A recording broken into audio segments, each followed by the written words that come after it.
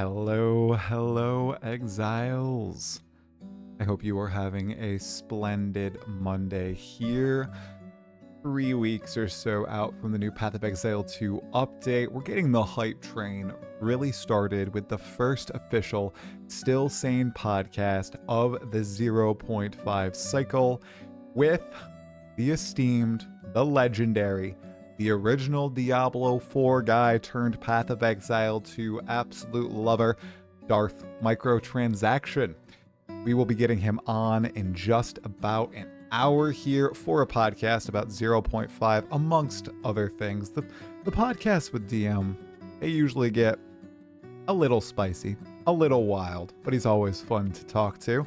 Before then, we'll be looking at a few of the new Path of Exile 2 news drops that happened over the past couple days that I haven't so far touched on the channel, maybe dissecting some of the reveal stuff a little bit more, talking about potential league starters, talking about how my brother wants to put out a top 12 Mage Blood Comet League starter video, and that's his first official video on his channel, and me desperately trying to tell him that is a horrendous mistake. And I think after the DM podcast, depending on how long it goes, we might do an Act 1 speedrun attempt because I want to get to that endgame quick, okay? You know, all the content appears to be packed into that endgame, so I want to be in endgame maybe hour 6, day 1, especially if I'm doing a subathon.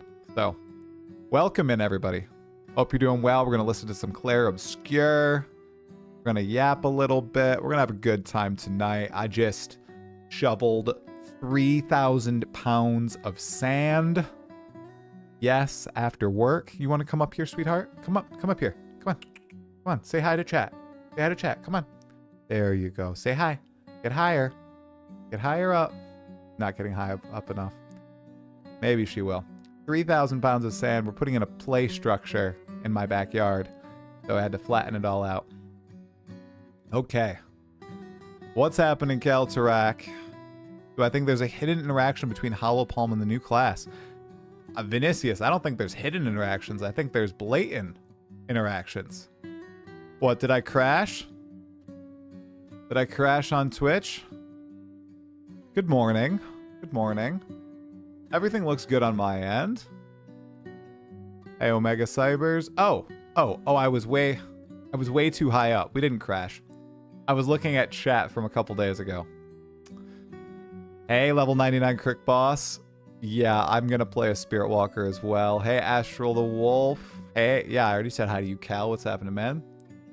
Fry, who was the most attractive PoE streamer? I'm not answering that. I'll say it, but I'm not gonna answer it. I have my thoughts, but I'm keeping them personal. I like being transparent, but I can't be that transparent. What's my hair routine? Well, my man, Daniel Chips, I'm actually going to ask Darth Microtransaction about what I should do with my hair. Because we have some choices ahead of us. We can grow it out. We can get it nice and trimmed up. We could just shave most of it off. We could do lots of things with it. So I want to get his advice, seeing as though he has the second best hair in the entire Path of Exile community, just behind Pox. He didn't take the crown. Like, if you get all the hollow skins, you unlock a hidden skill. I think there's going to be a lot more of those niche interactions, niche hidden interactions in PoE2 than we previously thought. And I'm pretty pumped for that. It really looks like they're embracing it. There's even apparently... I didn't mention it in my video because I didn't think, you know, it was too general. But Jonathan, when he was chatting to Chris, he was like, yeah, we have a secret in-game where if you're holding this item when you pass by this particular part of a hallway, a secret door might open up and there will be a benchcraft behind that door. What? What in the world? Really? That's crazy. But for my hair routine, by the way, shampoo once every 3 days, conditioner every day, and that's it. Yeah. Try all the martial artist hype only to play companions instead. No way, Jose. I'm probably gonna start martial artist, although we're gonna look at it in a moment. that shield, okay? Like, okay, the grenade launcher is pretty rad, okay? Everybody's excited about that. But the shield is where it's at. The Captain America vibranium shield reflecting back to you. You're boomeranging back to you. You get a slam out of it. That looks sick. And you know what else? I bet there are some interesting weapon swap capabilities with some of this stuff. She is ripping out on me, guys. You guys can't see her. One sec. There we go. We can get cat cam on. We're not going to get my crotch, but we are going to get the cat cam. It's getting bigger as a wild thumbnail. X-Rival X, what are you talking about? The patch is getting bigger. I mean, I think they're going to drip feed a bunch of these sick new uniques and keystones and, you know, maybe a couple other special things in the next couple weeks here, which is pretty exciting. If I find the RF staff, so be it. Well, the RF staff, you guys, minimum level 84. Minimum level 84. You have to be level 84 to use the staff. We thinking nades have endgame viability with that new unique? Nades already have endgame viability unless they're completely nuked from orbit. That new unique, I mean, the thing is, it might be unreliable, triggering the rage effect on bosses. So, but we'll talk about that a little bit more in a second. Cat jam indeed, you guys. Reverse mohawk, just shave a line down the middle? Nah, brother. Hey, X-Rival X, thanks for the $10 super chat. I appreciate it, man. This is the patch the other patches tell you not to worry about. This patch is insane. My dad and I, he helped me shovel. He brought the sand here with his quad. We got it down my hill and everything. And we were just geeking out about the patch, the Captain America shield, but he's going to go martial artist, it sounds like. My dad really wants to follow whatever Rax is going to put out a build for, but we are both beyond hype for the patch. However, we just figured out that my dad is flying down to Florida on May 29th. So my dad is going to miss League launch. He is crushed, devastated, but he's going to go fishing down in Florida. So, but surely. Wish we could swap the shield to buckler. Oh, so you could parry with it and use a spear. I say 84 is fine. Thought we had to be 90. LOL, that is kind of crazy. I mean, 84 is a high level to start using a build-defining item, right, guys? Imagine, you know, people that are upset about not being able to use certain skills until, you know, mid-40s, 50s. That RF staff, a while. Exactly. We've got 6 months time to play. Exactly. By the way, I'll shout it out here for anybody watching in the live chat on YouTube or watching the VOD, which I do keep up even though it hurts the main podcast performance. Make sure hit the like button, subscribe to the channel, you guys, and leave a comment or just participate in chat. Just sending a couple messages throughout the stream or actively engaging with others really helps the channel grow, especially as we're getting more and more competitive here. The space is getting saturated, and as someone who can't dedicate enough time to this, in my opinion, it's gonna be rough. It's gonna be rough for me, but I'm gonna soldier on through it, you guys. Gonna soldier on through it. I opened YouTube today, and I had 3 long form videos on my homepage.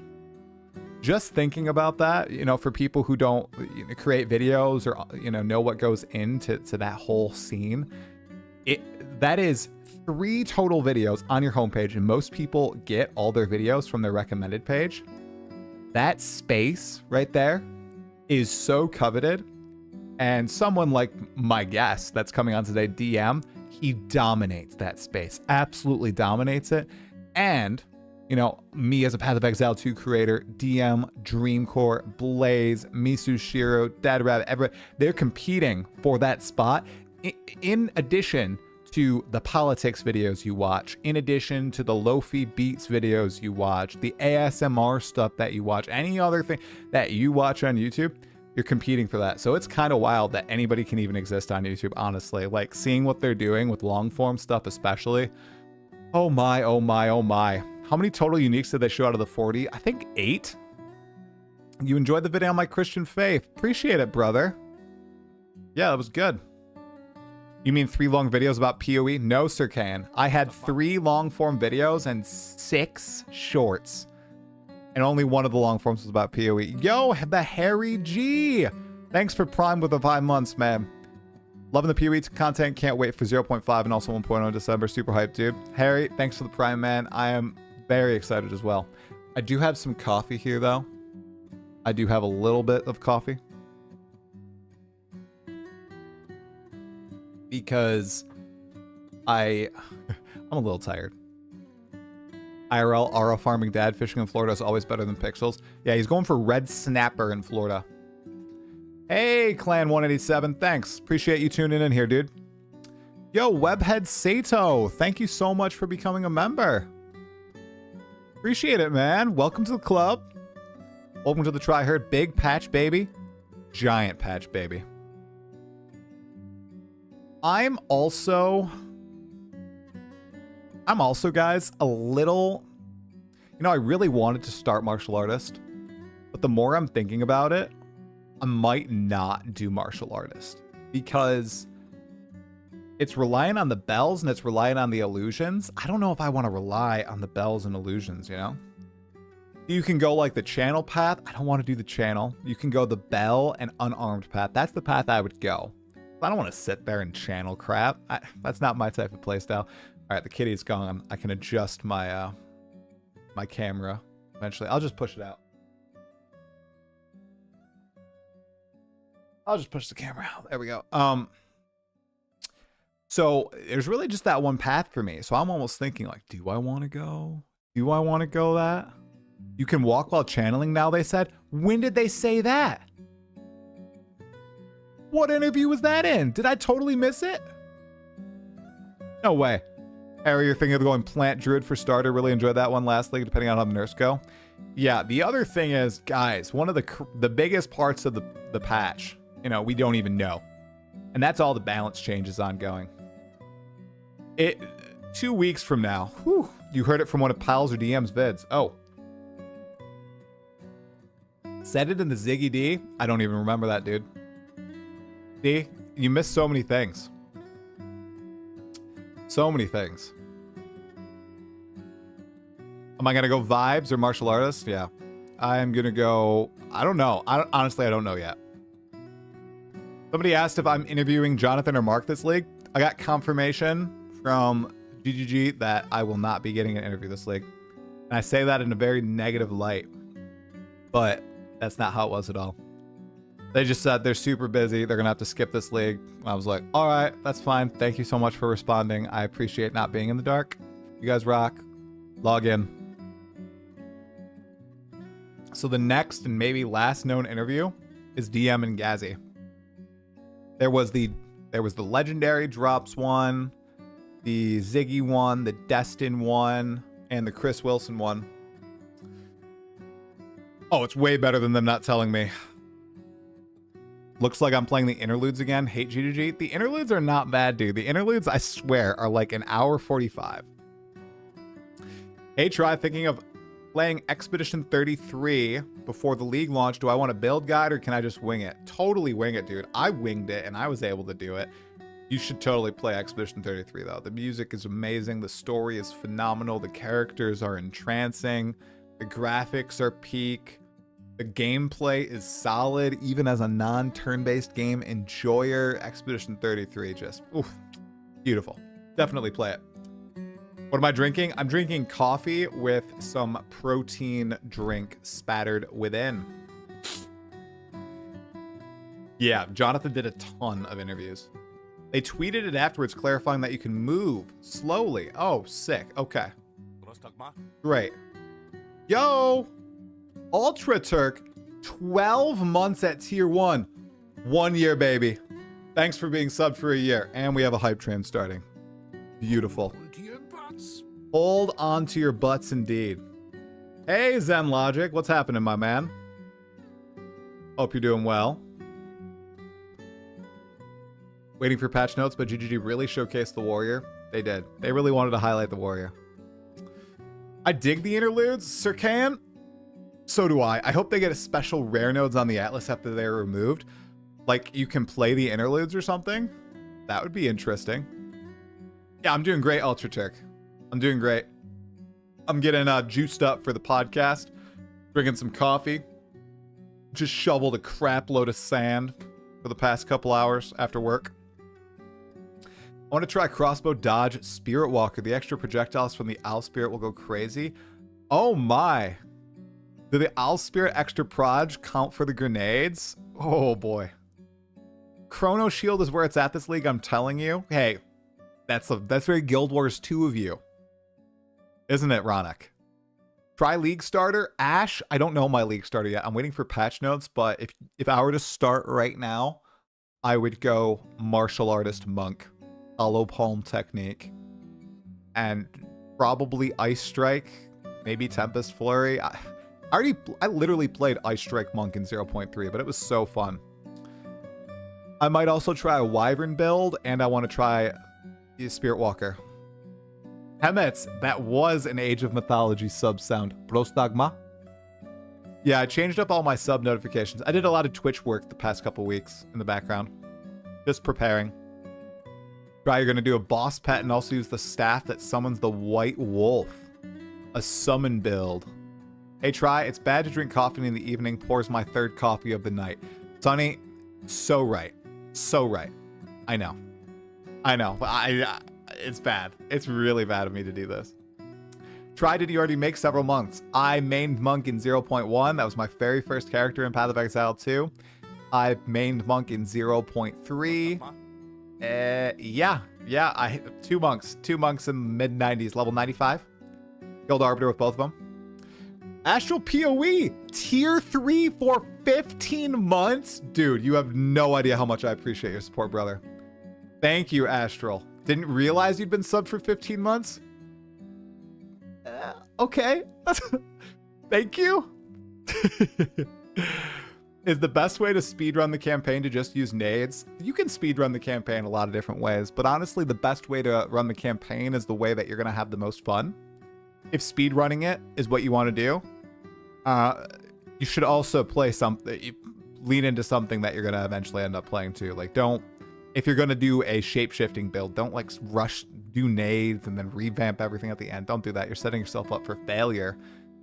And if you're not having fun with the build, don't do it. We also think that the campaign's going to go a lot faster this league because we might as well get into some of the news, right, guys? I've been stalling for a while. We can discuss some newsy news. And then I think the best way to see this is actually Never Sync, because he posted it. Yeah, here you go. All right, guys, so there is some interesting stuff. You know, grinding your games, there's a lot happening in this patch that they have not really revealed yet. I gotta put my camera up. I look ridiculous. Okay, we're good now. There's a lot in this patch that they actually haven't revealed yet, including campaign changes. And we got some confirmation from Suna, who is a level designer in Path of Exile 2, that the campaign, especially Acts 1 through 3, are changing quite a bit in terms of layout. In addition to the campaign guideposts and hints moving from one area to the next, they are literally revamping some areas, slightly changing others, and changing the order in which you enter one area to the next in the campaign. I'm guessing the most change is happening in Act 2 and Act 3, but especially Act 3. Literally, here's the quote, guys. All right, now that the content reveal is out in the open, I can speak more to what's changing in the campaign. I won't post full patch notes since what will and won't make it may still change. In short, if you were planning on practicing layouts for League Start, I would strongly advise against it. Only a few areas have remained untouched. Most have had at least minor layout tweaks, with others being completely reworked. Some are now even accessed from a different area than before. And I think in the actual announcement, we learned that the Dreadnought is not 2 carts anymore. It's 1 cart. So like that's an example of slimming down. But overall, it sounds like the campaign is going to get a little bit shorter. What is this song called? Lumiere à l'Aube. Lumiere à l'Aube from Expedition 33. My favorite track from that game. Dude, They said they're changing all the layouts. It's going to take longer. You think it's going to take longer, Daniel? I don't think that's the goal. I actually think that they're taking a lot of what people, in my opinion, and this is just my opinion, you can come at me, but don't get mad. I think wrongly, or they want to skip the campaign. They think the campaign is too long. I really don't think it's too long at all, and when I see people playing it for the first time and it takes them 30 hours, 35, 40 hours, that makes sense. That's how long it took me. But then when I see people saying they continuously play it and it still takes them that long, I think that's kind of on them. If they're complaining about the length of the campaign and it's still taking them 30 hours, that is kind of a player problem. Like, you are actively doing something that is making it take that long. I am not a good player. I did the campaign in like 8 hours last league. 8 hours. And I'm streaming. And I suck. And I stumble and bumble my way through, okay? If I was playing a meta build with a guide and I practiced, I'd probably get there in like 6 or 5 hours in PoE2. I feel like PoE2's campaign, in my opinion, feels like faster than Path of Exile 1's. No lie. I'm not lying at all. I don't know what it is about Path of Exile 1's, but like, I do it on league start day. But it's like that Act 7, 8 hump in Path of Exile 1, where I'm like, oh. Whereas in Path of Exile 2, I swear, it's like a couple areas where it's that hump. The only hump in Path of Exile 2's campaign that I've experienced so far is Act 3, Chimeral Wetlands, to the Drowned City. That's like the hump, the like, sluggish hump. So, not going anywhere anytime soon, Astral. Oh, thank you. You do great vids and have great talks with all the creators in PoE2. Thank you, Astral. I appreciate it, man. Haven't caught me live since you talked about becoming a Christian. Just wanted to say welcome to the family, one Christian to another. Appreciate it, brother. Thank you. Do people go straight to the next area? Yes. I 100% explore every area. I have like 5 hours in PoE2. Dude, that's fine. The whole thing is, if you want to explore the whole area, you sound great. If you were also saying like, I'm exploring 100% the whole area and the campaign takes too long, it should be shorter. That's BS. That's total BS. Thank you for the R5. I don't know what that is. Do you think that this 3x damage increase could finally make the spiritual weapon from the Smith of Katava useful? Is the spiritual weapon a companion? I don't know, dude. That thing seems jank as all heck.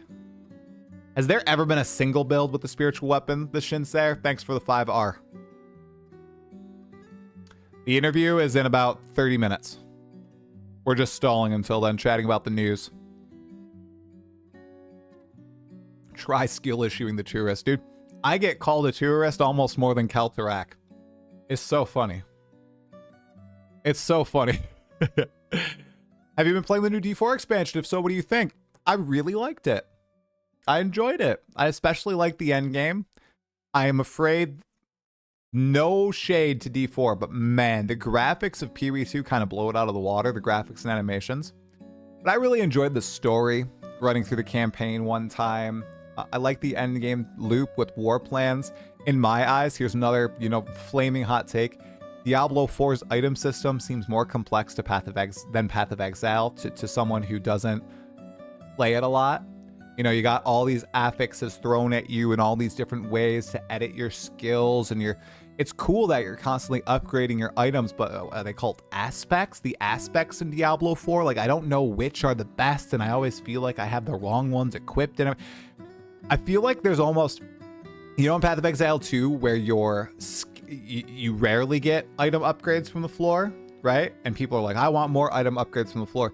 Well, in Diablo 4, at least from my perspective, and I'm not following any guides or anything, I'm just doing it blind, I almost feel like there's like too many upgrades from the floor, and I feel like I'm swapping out my gear after almost every cycle of war plans.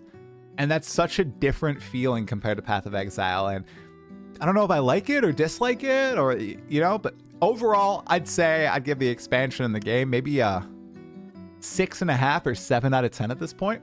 Enjoyed it way more. And it really made me realize that I was an idiot for pitting the two communities against each other. And I was like fanning the flames of that whole thing, and I shouldn't have done that. But it's in the past. Been done.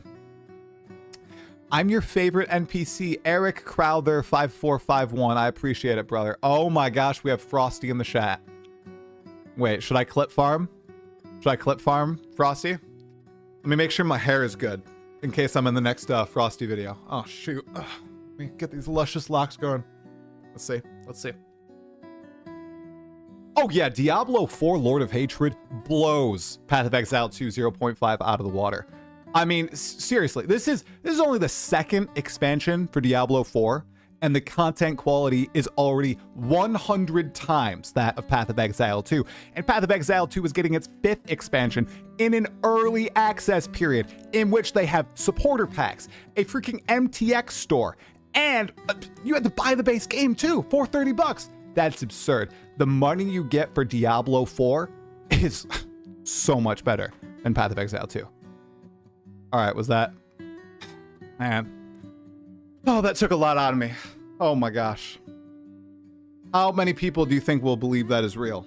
Probably everybody who ever sees that clip. Ugh, goodness. Like, it's either I do that or Frosty, if he wanted to include me, edits those words coming out of my mouth. But I figure I like Frosty. Frosty's a dad. I want Frosty to spend more time with his daughter. So why not make his job easier?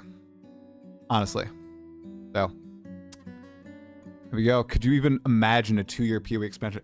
Could you imagine how large an expansion would be, Circadian Your Story, if GGG put 2 years effort before they released it? Oh my goodness. Dude, you've been here the whole time and you thought you were having a stroke? Straight to hell. And all Diablo cost you was $180. You know what I did, guys? You know what I did after live stream day? I literally went and I bought both supporter packs max tier for Path of Exile 2. So, they got me. $90. Hey, I have a full-time job and I don't have like any other hobbies that cost a lot of money. So this is my hobby that costs a lot of money. Straight to the MTX store. Need to channel Tim Dillon a little harder. Turtle Theory TV. Man, Tim Dillon, dude. Oh my. Oh, I know PoE2 is not free at the moment. It's $30. First time viewing you and I hear this, Alex, I'm typically not like that. I was doing a favor for my friend so he could spend more time with his family. I'm a good guy here. I'm a good guy. Don't get mad at me, okay? I'm just trying to be a nice dude. By the way, I don't know if anybody watched my like super chill video that I recorded at 11 p.m. at night, but everybody liked my more like basically the demeanor I am on stream. Like, because in my videos, I try to keep them, like, fast-paced. I don't know, because I feel like people are more engaged that way. But I was just really chill in, like, a news video and really laid back and, like this right now, essentially, and people really liked it. So maybe I don't need to, like, be all excitable in my PoE videos. Maybe I could just, like, be super chill. Because I do get really amped up sometimes, as you can see on stream. But then, like, in my videos, I try to be amped up through the whole video because it's only like 9 minutes. But man, if I could just like talk at a normal pace the whole time, maybe people like that. Did somebody just donate $2 and say that they were gonna buy D4 based on that? Ice Road, thanks for the $2, man. Dude, you can still buy Diablo 4. Okay, I thought it was good. I enjoyed it. If you have disposable income and you like Diablo and you like video games, give it a go. It's definitely worth it. Man, my hair is so bad, guys. I need a haircut. I need DM's advice. I need DM's advice on my hair. Oh, my goodness. I also might need to take my shirt off because it is really hot in here.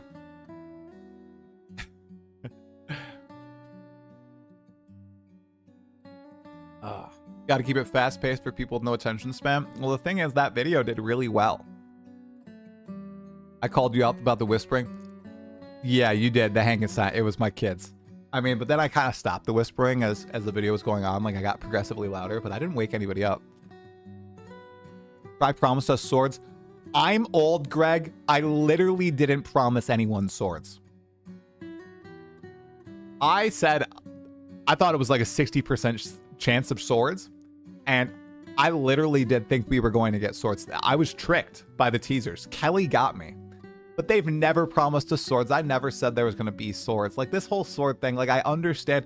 I am very sympathetic. I think a lot of people are way too dismissive of people, like, being disappointed in no swords. I don't think you need to be a jerk to the people who are just like, oh, I don't really like the end game. I play because I want to play, like, with new weapons, and there's no new weapon. I'm not going to play. Whatever. I'm just not going to play. Like, there's a lot of those people out there. There's no need to be a jerk to them about it.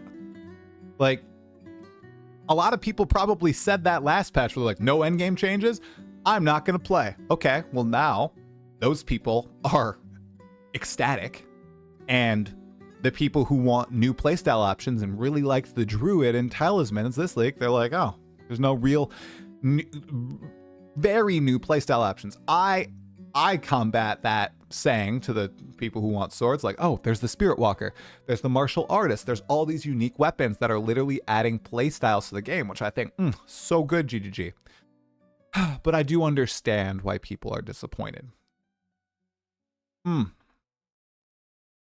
What does DM know about hair? I mean, he's got really long hair. I think he takes good care of it, you know? Try specifically promised us swords and said for sure there was no way swords were not coming. Well, JR, maybe I said that.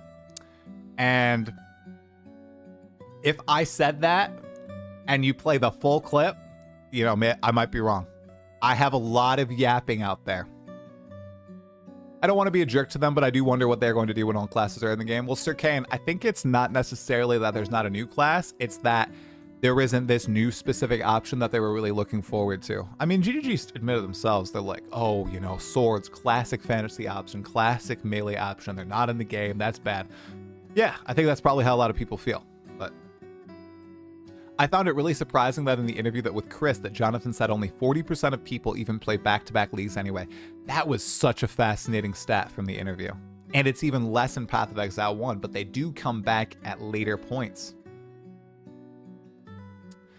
I like every video of yours that does not focus on the community reaction. Couldn't care less about the controversy in the eyes of rando angry chatters. Focus on the game is better. Yeah, Cha-Cha. I feel you. You know, I'm caught in like I don't know, a tricky spot, because on one hand, I do kind of enjoy talking about the community reaction stuff, and those videos do really well because other players want to know what other players think about the game. And then at the same time, like, those videos cause further controversy and they pit people against each other more. And like, is that necessarily good? Would I rather just talk about the game? Probably. You know, I don't know. I get what you're saying, dude.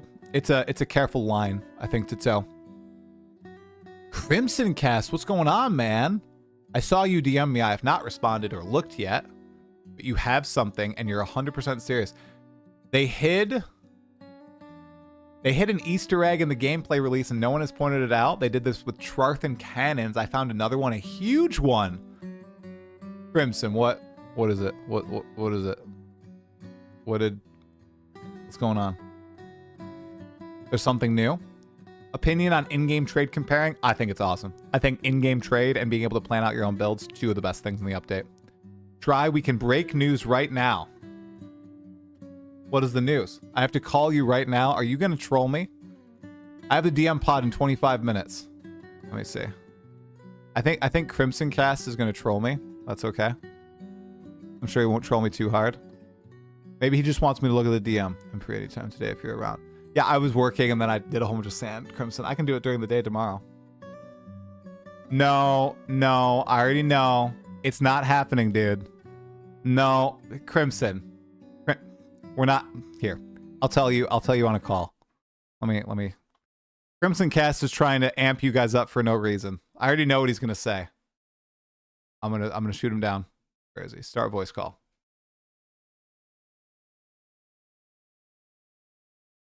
No, I know what you're gonna point out, and it's not happening, dude. It's not happening. No. No, dude. Oh wait, they can't hear you. One sec, dude. Let me change my audio source. Sorry. 1 second. Okay, they can hear you now. They can hear you now. Okay. So chat. Prarthan cannons were real. They showed them in like a loot screenshot where they were killing a mob in a map, and then that was one of the items that dropped. And Mage Blood was real. They showed it on screen early, and then later on in the release, Mark called that out explicitly. So they're hiding the Easter eggs on purpose. And if you look in the gameplay trailer, they show this screenshot that I just sent to try. You can look this up in the trailer. It's the timestamp is included. 24 minutes and 1 second in. I'm on some serious copium right now. I'm on the most insane copium. I'm on galactic level copium. You have to show this to them, Try. I am showing everybody with 2 red arrows pointed to it. You're on copium. It's not happening, man. There's no way Act 5 is coming in the game. There's no way. Dude, Act 5 and singular interlude? Oh, shoot, dude. You're right. Singular Act interlude. 5, Act 5 and singular word interlude. Oh, Act 5, no. Oh, dude, no. I'm on the most copium. Oh, that actually. Okay, is it interludes in game right now? Yes. No. They would have. Yes. They would have said it, right? They would have said it. No. Because think about it. Like months ago, literally months ago, Suna, level designer at GGG, comes into the campaign codex Discord and says, we have reason to adjust all these campaign zones. And then we know that they are removing at least one zone from Act 2, and they're reorganizing all this shit in the campaign. It may be that like the level curve for the number of narrative segments in Act 5 wasn't enough to fit in all the content that they wanted. And now that they're closer to publishing Act 5, they needed to remove a little bit of stuff to make more room for narrative in Act 5. And that's why we had like duplicated zones like Mastodon, Badlands, and Bone Pits, or Dreadnought and Dreadnought Vanguard. And now that they've realized how much filler they can remove, they did that, and we're going to get Act 5 release trailer. I'm on the most galactic copium right now. Okay. I'm on the most copium, Try. Okay. I'm on the most. They've been reorganizing campaign for months, and then now we know that they're telling us not to look at layouts because they reorganized all these campaign zones. And then this is in the trailer. Mage Blood was real. Trarthan cannons were real, Try. I'm on such copium right now. Okay. Here's the thing, though. Okay, I did see this earlier. I didn't notice that the interlude was missing S. That actually is the most convincing part of all this, that there's no S. Like, they actively went in there. I think this is what happened, Crimson. They were planning on releasing Act 5 with one interlude, but then they pulled it at the last moment with all the advertising because Jonathan explicitly said, oh, you guys trust us. You know, Act 4 was good, so we don't need to test Act 5 and 6. We can just drop those after ExileCon with 1.0. No. You think that was all a smoke screen, and they're going to drop an Act 5 trailer next week or something? Okay, now again, I have my literal physical tinfoil hat on. I keep one at my desk for exactly these moments, okay? So GGG can't hack my brainwaves and prevent me from uncovering the truth. All I'm saying is, imagine that you're GGG, and you know that people want swords, and you don't have swords ready, but you do have Act 5 ready. What you do is you don't announce Act 5, and then you let everyone process the lack of swords for a week, so that way they're all, oh, we didn't get swords, blah, blah, all the YouTube comments, all of your YouTube comments, all the Redditors, all the Twitter people, all the everything. And then a week later you announce Act 5, and that pushes it back up at the moment where people have already processed the bad thing. And that way your big good announcement, Act 5, is not overshadowed by the lack of swords. I just don't think there would be any way they do this press tour, all the interview. I mean, okay. People in the chat are saying they have proof, but Crimson, I swear, this is probably just a screw up because they were going to do it originally. They're not going to reverse course. I just don't think they are. Even if they are revamping like the campaign and removing some area. I mean, they did say they really wanted to test. They did say they wanted to test Act 5 a while ago before releasing Act 6. Like they said, Act 6 was the only one they didn't want to test. And then they swapped it now. This is the only time they've actually said this. Man, no. The recent teaser, look at the zone details, says chat. Okay, let's look at chat. Let me pull this up. I swear if this is a Rickwell, I'm going to lose my mind. It's not. Not? Okay. Zone details. Ferocity of... I mean, they're standing in a tile set that looks like the Oriath. Oh, from the Mercenary original teaser? Mm-hmm. House Azadi. Which takes place explicitly in Oriath and includes bosses that we haven't seen yet. There's no way, Crimson. Why are you doing this? Don't do this to me on stream. I don't Try. like doing the false code. I did this with Druid for leagues, and I got bit in the butt for literal months. Listen. I can't do it. If you're GGG and you know that every single frame of the video is going to be dissected, it's a B-roll panning shot of the Atlas. You could replace that clip in the edit timeline so easily. They did it with Mageblood. They did it with Trarthan cannons. When the live reveal happened and I saw the loot explosion, I pointed to the ground and I said, well, what the fuck is the Trarthan? What is this? What's a Trarthan cannon? What's that? They knew that people would do that, and then they spoon-fed us this thing, and they know that they have 3 weeks to fill. All I'm saying is, big dog, all I'm saying. All right, I am messaging my GGG contacts. I'm asking if it's a mistake.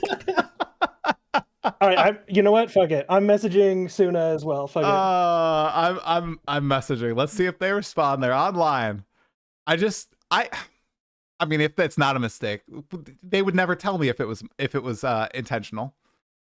They're gonna tell me it was a mistake regardless. I don't know why I just did that. I didn't. Dude, there's no way. There's too much content in the game. Plus, no, Crimson.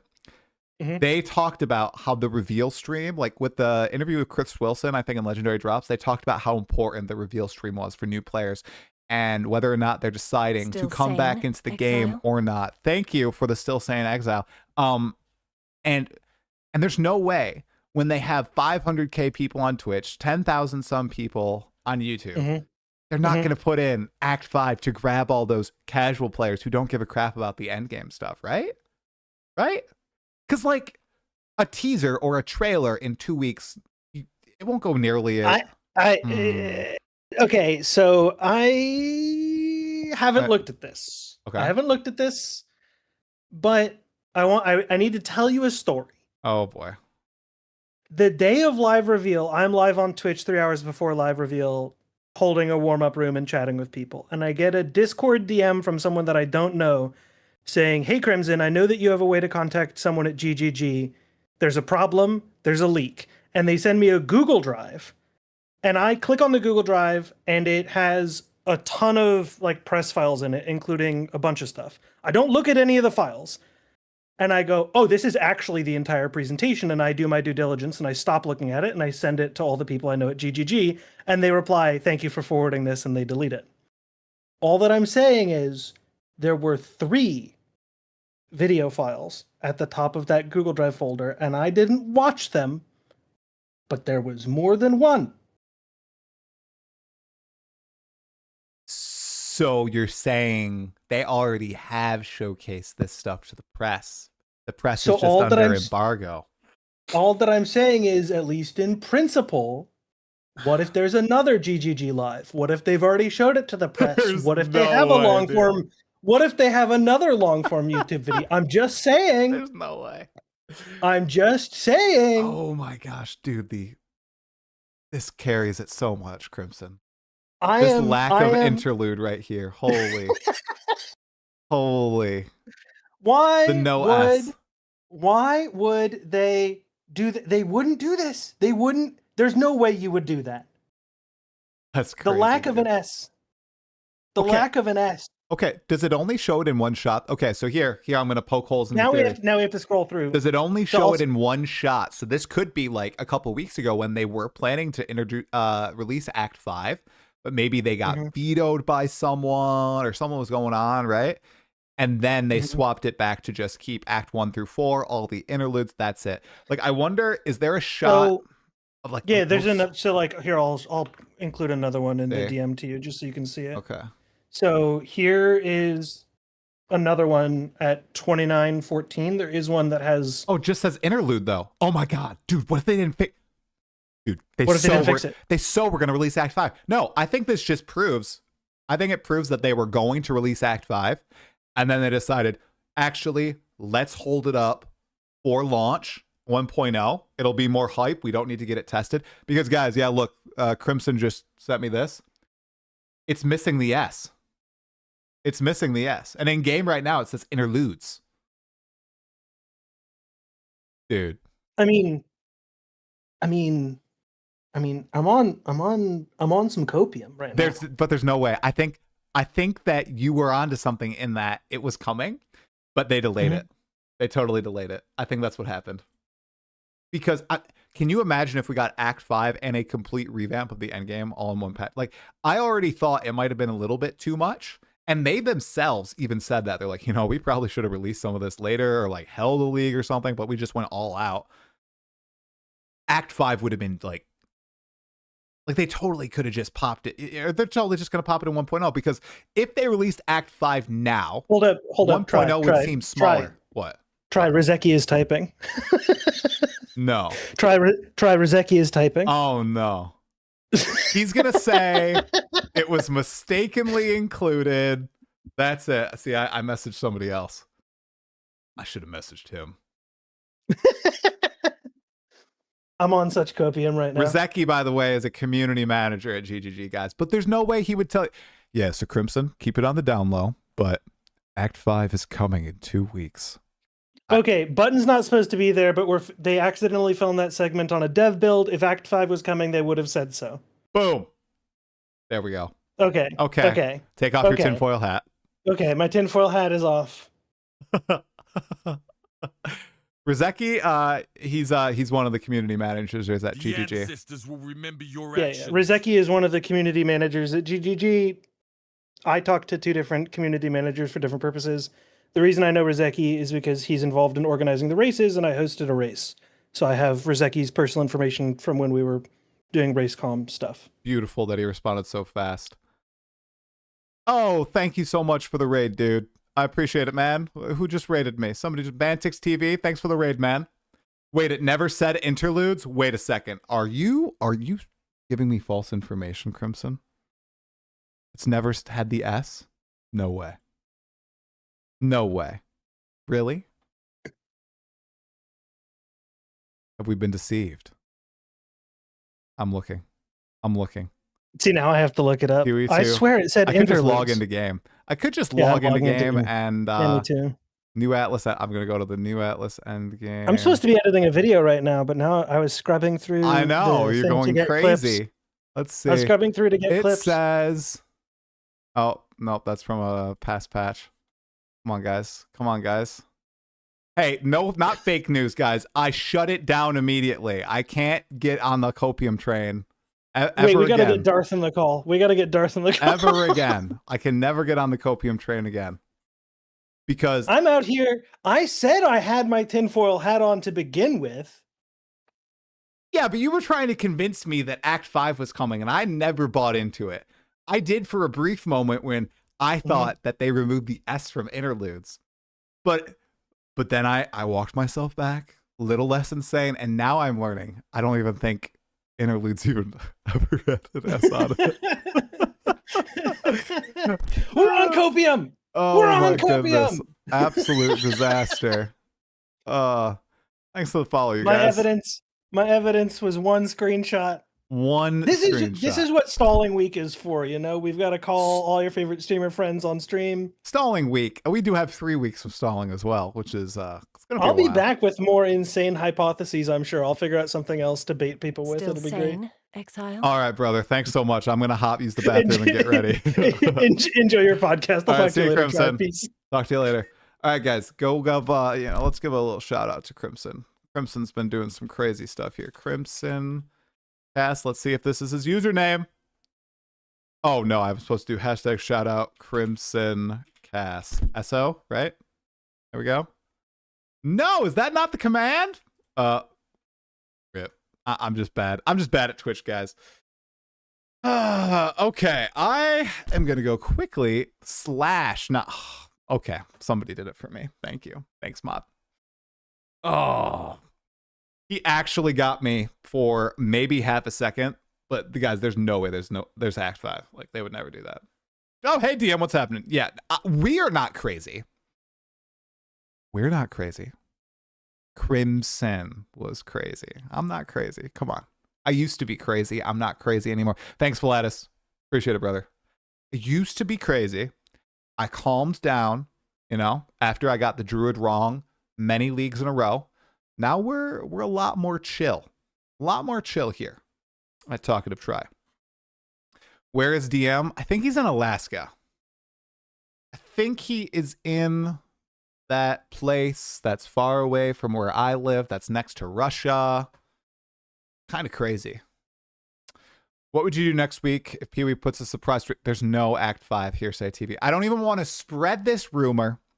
I don't want this to be traced back to me. I'm snuffing out the flame before it can grow. Crimson, no, you cannot trace anything back to me about Act 5. No. Okay. Just remember, ever since point 2, I think Talkative Try and his ratio for getting things right is less than the times his copium led him to being wrong. I've actually predicted quite a few things correctly for 05, just saying. And I never said there was an Act 5. DM will be here in just a couple minutes. We're actually going to get him in a sec. I just have to go use the restroom, and I'll be right back. I'll be right back, guys. Don't worry, I'm going to put on some Claire Obscure music while we wait. All right? Elevator music.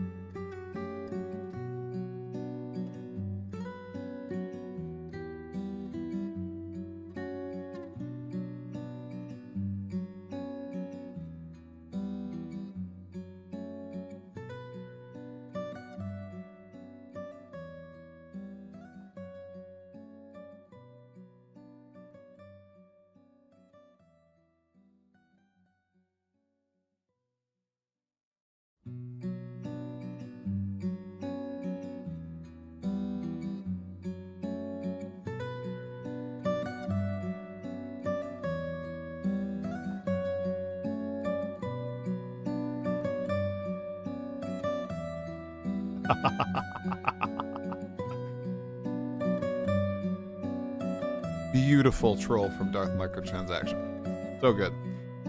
DM stands for direct message. Well, you know, every time I read DM's name, I think of Dungeon Master. Still. My wife thinks I just slammed the door, but it was the wind slamming the door. He's not happy about me slamming the door. Parsington, thanks for the raid, brother. It was the wind. 1 second. It was the wind. I gotta tell her. All right.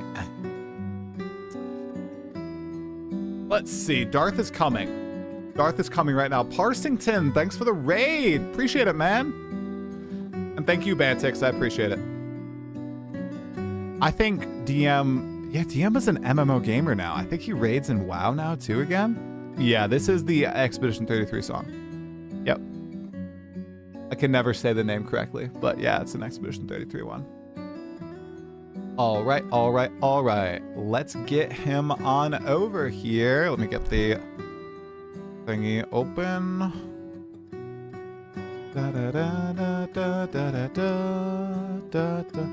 He 100% will do this whole stream with RuneScape in the background. I'm pretty sure he does that on his own stream. So that makes total sense to me. Doesn't require a lot of thought, though, from what I've heard. I've never played RuneScape. Ooh, that's something we could chat about. I know play like Guild Wars 2 DM. That's what I played.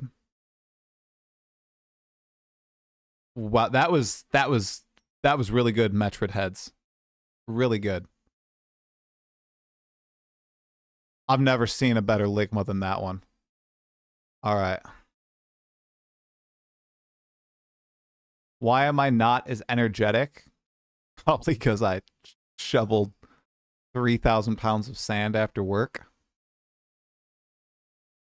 And I worked today. That's probably why. And I got up at 4 a.m.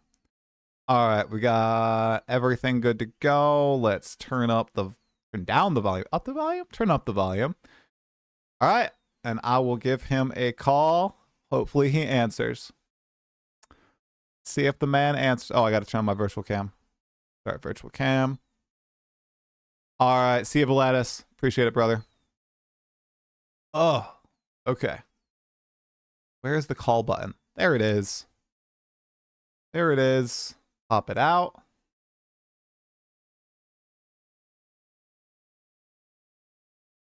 Calling. There we go. He's in. What's up, man? What up, dude? How's your day going? Oh, that's our DMs. Oh no, you can't see the DMs. I say lots of inappropriate things to Darth Microtransaction in those DMs. The scheduling has been leaked. Oh my no. gosh, the scheduling and the question list, you guys. Oh my gosh. My gosh. How was your stream today?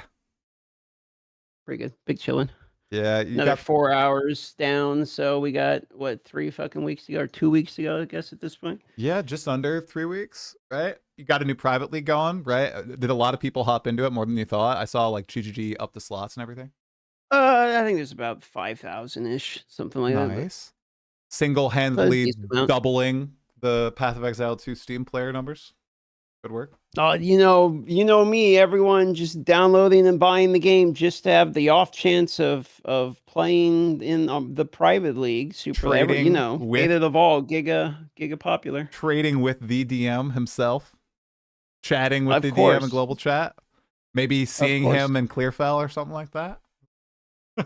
Yeah, if you're slow enough to still be in the campaign, then you Oh, might just see me. well, what's your campaign time at? Do you like semi-rush or do you kind of just chill, walk through? I've literally never even timed it, bro. I have Oh, no you fucking haven't? idea. I play the game. It's different every time because I'm actually playing the game. Right. Do you So I was gonna say, do you listen to dialogue or are you not into that still? the dialogue. You think I listen to the same dialogue on like my 50th character? No, but did you bro. listen like Spam! but did like the through first time did you listen to the dialogue? Well, of course. Oh, okay, that's Well, good. these are of course the first time. You think I didn't experience the new act? I don't know. Yeah, of course. Some people No, don't. I do. would. Well, that's insane behavior. I mean, you do the first playthrough and then it's just, oh my god, shut the fuck up! Like I'm trying to, Okay. After that, Okay. that's the second playthrough. I do like that now all your unique character classes do have different retorts. So I don't hit spacebar as fast. I do try to read the responses if I'm playing like a new class through the acts for the first See, time. that's insane. Especially That's Act insane. 4. Well, it's cool because your character gets all these different perspectives on the story as opposed to Path of Exile 1 where literally you're silent. You're not even really a character in your own story. So All right. I mean, fair enough, I guess. You're a better man than I. I mean, by the time I listen to it once, it's like, nah, that's it, done. My job, job's done. Job done. And I just Is it skip like on that past. in other games for you too? I know you mentioned I think you're raiding in WoW tomorrow. You're playing a lot of RuneScape. Are those games, because I've never played either, do those games have a lot of like character dialogue that you skip through? Do you care about the story on those games, or is it the same, just spam through everything? Try. Right now, I'm catching my like 1 millionth fucking fish in RuneScape. If you think there's a dialogue, he's like, here I go, spear huzzah. No, dude. You click the thing, you catch the thing, you put it in the bank, you do it over again. There's no fucking dialogue. You think I'm like listening to dialogue as my rogues like attacking like Gruul for the millionth time? Like, I don't no. know. I No dialogue. legit don't know. Because all the games I play, I mean, I feel like it's such an integral part to them. Like, okay, so we got Path of Exile where I care a lot about all that. Like Guild Wars 2, I want to say Clair Obscur, but I only played that twice, so it doesn't really count. But like Baldur's Gate, I remember that's like one of the things that I'm most attached to are the Okay, characters. I mean, come on though. Like these are totally different examples. You're like talking about like games that the entire point is like the playthrough and the story and everything, and then you compare everything. It's fucking RuneScape, right? I literally cut Right. the same tree for 400 hours. Like, what the fuck are we? Okay, This is insane behavior.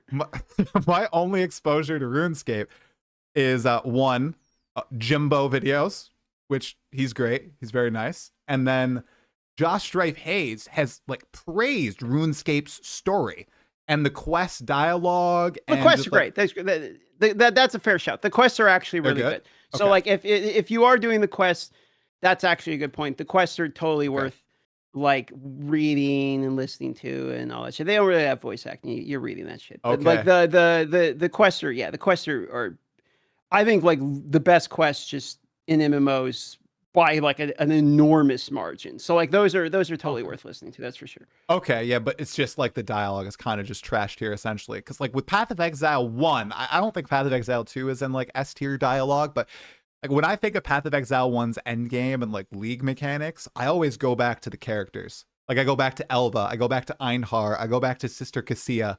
I love all those repetitive dialogue options. Like they're so colorful. And I always when I think of Blight, I don't think of, you know, I think of it's branching exile. That's the first thought that pops into my brain. Yeah. You know, and there's a couple good ones in there. Like, you know, I love the Delilah where she's like, "Not a cockroach." You know, that's I always, you know, I wait for that one in the campaign. There's a couple good lines, you know, but I'm not like reading dialogue. Okay. And seeing it. Yeah. Yeah, I'll spam click the person a few times to get a good meme out of it. And because everybody is staying invested in this podcast. By the way, podcast started. Welcome to another episode of Still Sane with DM. We're starting. Yeah, we're starting. Okay. We're starting. I'll edit that intro in, and then we'll do some funky editing, whatever. So obviously, like this Path of Exile 2 update, big update to the end game story. Are you aware of like the edicts and the arbiters and the ancients? Like, do you care about how that's going to progress right now? Are you gonna? I'm as interested in this story as the next fella, but you know that's not what's rustling my jimmies. Like I'm much more interested in like capturing the unique boss from the Asmiri Spear Walker, whatever the fuck they call it, as opposed to learning who the second edict is or whatever, you know, the beast guy. So I don't care. There's a MacGuffin and you kill the MacGuffin or whatever, and then you know the story is the story. Like I don't think anyone's really playing the game for the fucking lore. But you know, it exists. It's part of the universe, but you know, my immersion's gone after watching 5,000 comets rain on the same temple like for just don't play straight, so. Just don't play it, dude. I can't do it. My brother, obsessed with that skill, obsessed with the cast on crit stuff. I just can't do it because you're exactly right. It totally just takes away from the entire experience. Like there's clogging your screen, and then there's the comets, which on my 4K monitor brings me down to like 15 FPS. When I was like duo playing with my brother, it was ridiculous. I can't imagine what it would look like if I was doing one of those juice temples where somebody would like carry and boost you from, you know, level 1 to level 97 in like 2 hours or something. It'd be trash. Yeah, I mean, it's trash. No, I've made my fair share of cast on crit spark fucking comments, and they're boring every time. Like that's about when I'm like ready to quit the fucking league. Is I make one of these and it's like, oh cool, well I have this build, and now I guess I go farm like 5 mirrors or something. Like I don't know what I do now with this thing.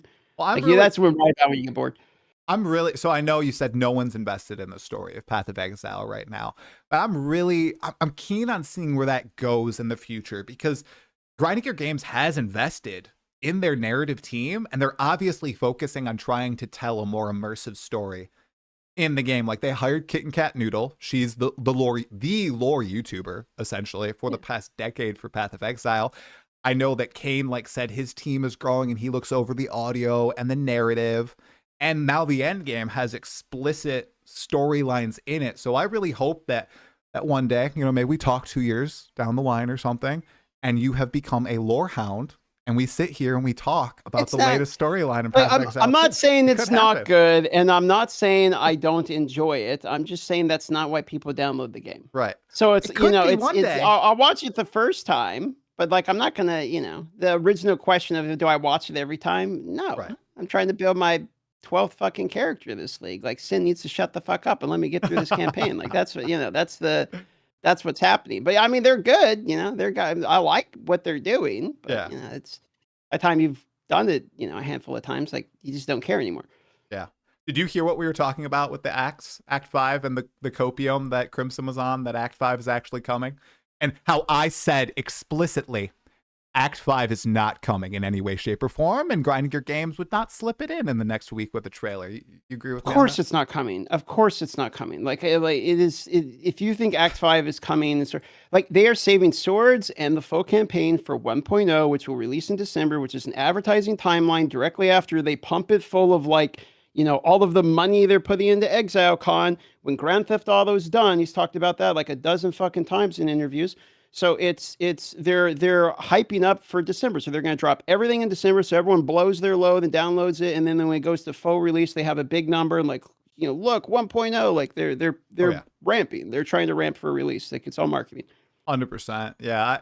I buy the theory that maybe originally, okay, let's put Act 5 in there, and then they made that call. the exact marketing call of, no, if we don't put Act 5 in 1.0, maybe it will feel small in comparison to 0.5, and they want that to feel like a really meaty patch at the end of the year. Like you said, when everybody's done with Grand Theft Auto 6, which, I don't know, it's going to be like console only, and is there that much cross-section between the audiences? I get that they would never release same weekend, just because I think Jonathan gave one of the best reasons. It's like, every gaming outlet and YouTuber is probably going to play it or cover it, and they'll be drowned out that way.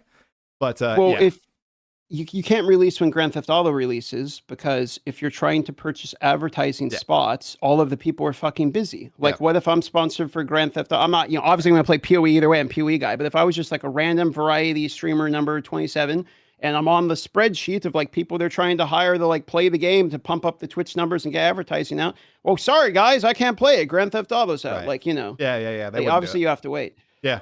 By the way, are you like a Grand Theft Auto dude? Like, will you play it, or are you not interested in those games at all? Everyone will play it. Like, no, they won't. The reason That's not true. Everyone will like most people that are like gamers that all they do is play fucking games all their time. That's what they do.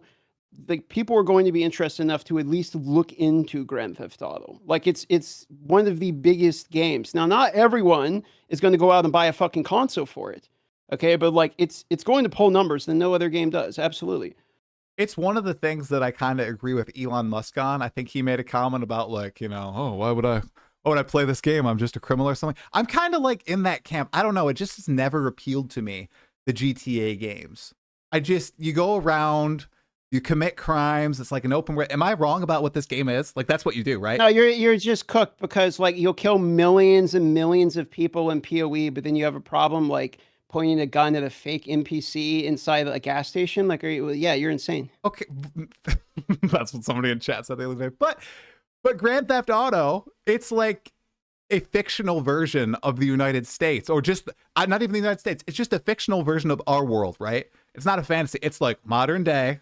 You're dropped in, you're doing robberies, you're doing murders, you're hooking up with prostitutes and stuff. It's basically like playing out people. That's what it is, right? It's not. There's no fantasy. Okay. All right. Okay. Have you ever played Call of Duty?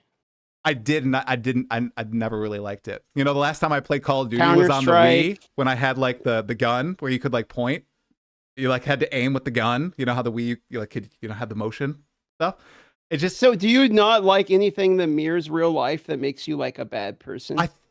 Yeah, I've never really got into those games. I've always played like the fantasy games, right? I've never played any modern. I've never really played any FPS games. Like, I never even got into Halo, like the futuristic games. I don't read that. That's how. It's America. You're welcome to be the way you want to be. I'm just saying that's highly limiting for the games you're going to play. That's if I were to play one of those games, like kind of like a modern day, or kind of like a criminal or something, what would you recommend? Like, is there one game in particular that you'd recommend me play that would change my mind? Oh man, that would change your mind? Nah, because it sounds like you have an ethical take, and like I wouldn't try to convince you to change like an ethical opinion. I don't think it's ethical. Like, I just don't have fun. That sounds like it's ethical. No, because I get what you're saying. Like, it's fake. It's an NPC. Yeah, I totally get that. But it's just like, I don't know. I just like, I get to get this more powerful gun so I can rob the store faster. Like, I don't know. That's what I feel. But you also like, I get you go to that, but you're also like literally like driving tanks, and you run into a military base, and you have a fucking fighter jet, and you have like there's literally like a fucking UFO in the game. So it's like, I'm not just sitting there like I'm gonna mug this grandmother for her fucking I literally purse. have that viewpoint of it. I'm not even, guys, I'm not kidding. I'm not exaggerating. Like, I did not play these games when I was growing up. So it's kind of like an exaggerated version of real life, where you can like go around and do like like aliens. There are aliens in the game. Yeah, well, there's like a UFO like side section, and it's a sandbox.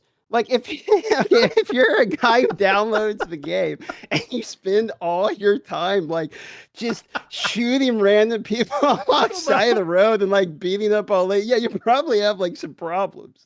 You know what I mean? Like, right. Yeah, okay, like you could, I can see that, but like it's The way we started the Grand Theft Auto conversation, it's like, I don't know, I don't download the game to like live out my fucking. I'm not gonna like go to a school in the game and start fucking No, shooting people. no, like, I mean, that's that's not what I like mean. what it No. is. Like, you know, Oh.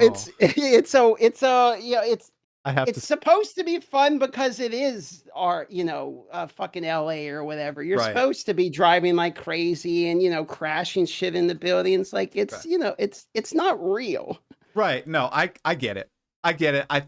I need to save myself and get away from this topic very quickly. I think I'm already cooked. It's a fair. but- I like you. You don't have to like stuff you don't like. It's fine. I get the I get take. it. It's not. Yeah. It's just like I can't convince you to play it if it doesn't sound No. appealing. I mean, it's not like I'm sitting there playing Grand Theft Auto every day either. But to the original point of it's popular. Like it's absolutely popular. Oh, I mean, yeah. This game's been popular for a while. You think no, we won't continue the Grand Theft Auto. Let's get back to the Path All of right. Exile 2. Okay, so DM, in my opinion, I think you have the second best hair in the Path of Exile scene right after Pox.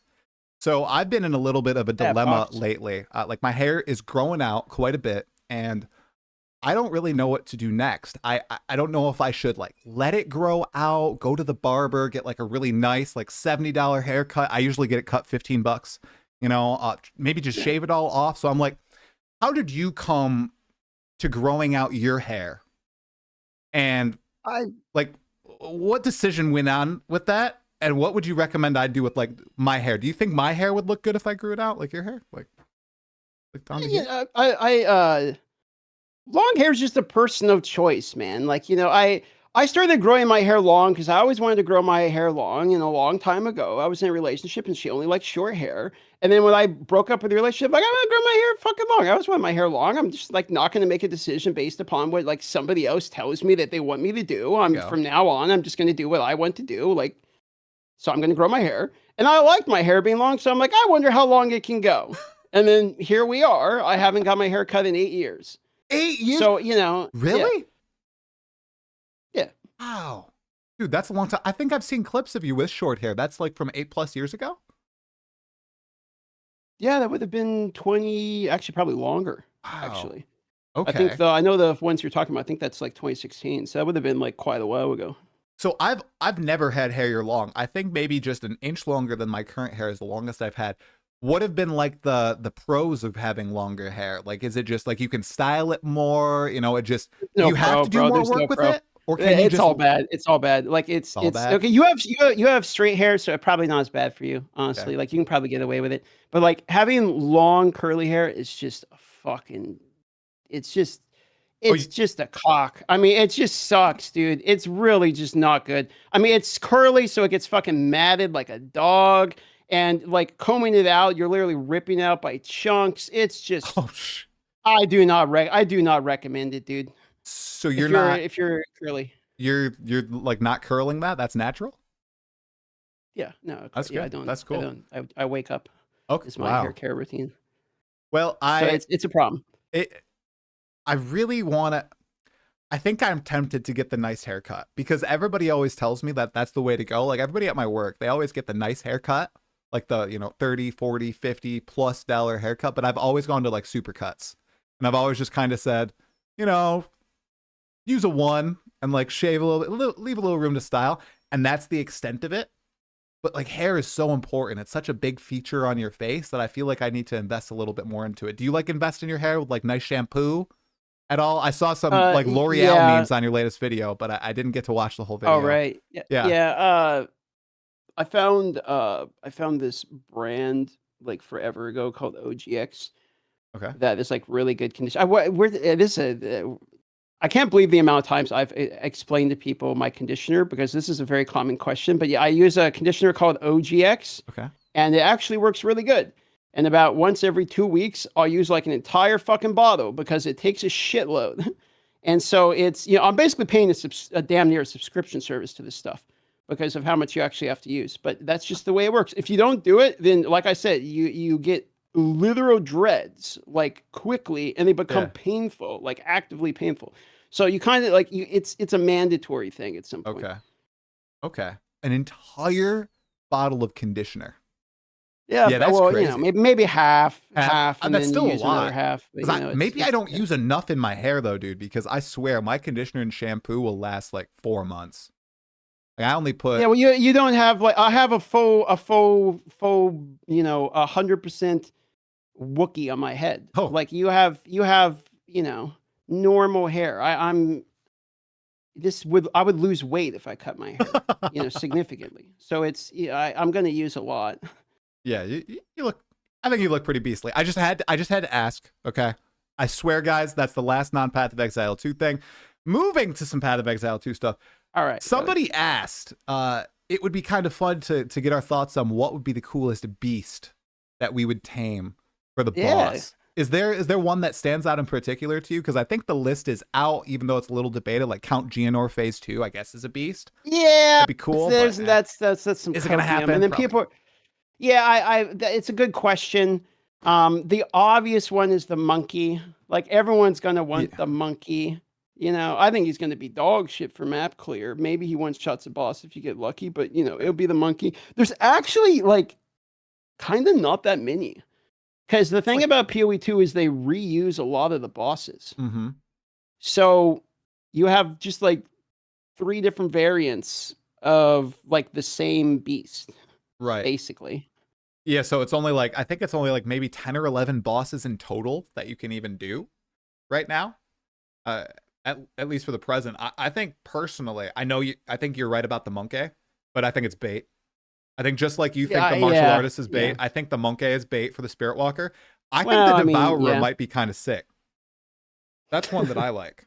You don't think it's too much time going underground? I don't know, man. It's you're gonna have this worm really go under and then pop up and look around and everyone thinks fucking dead already because it's not like you don't have your character anyway. He's like, cool, big gulps, eh? And then he goes back under. Like I don't know about the Devourer, bro. I think there's gonna be some real debatable ones. And then when you pick him up, you're like, I don't know, like, he's doing a lot of cheerleading, I think. So there's going to be a few of those.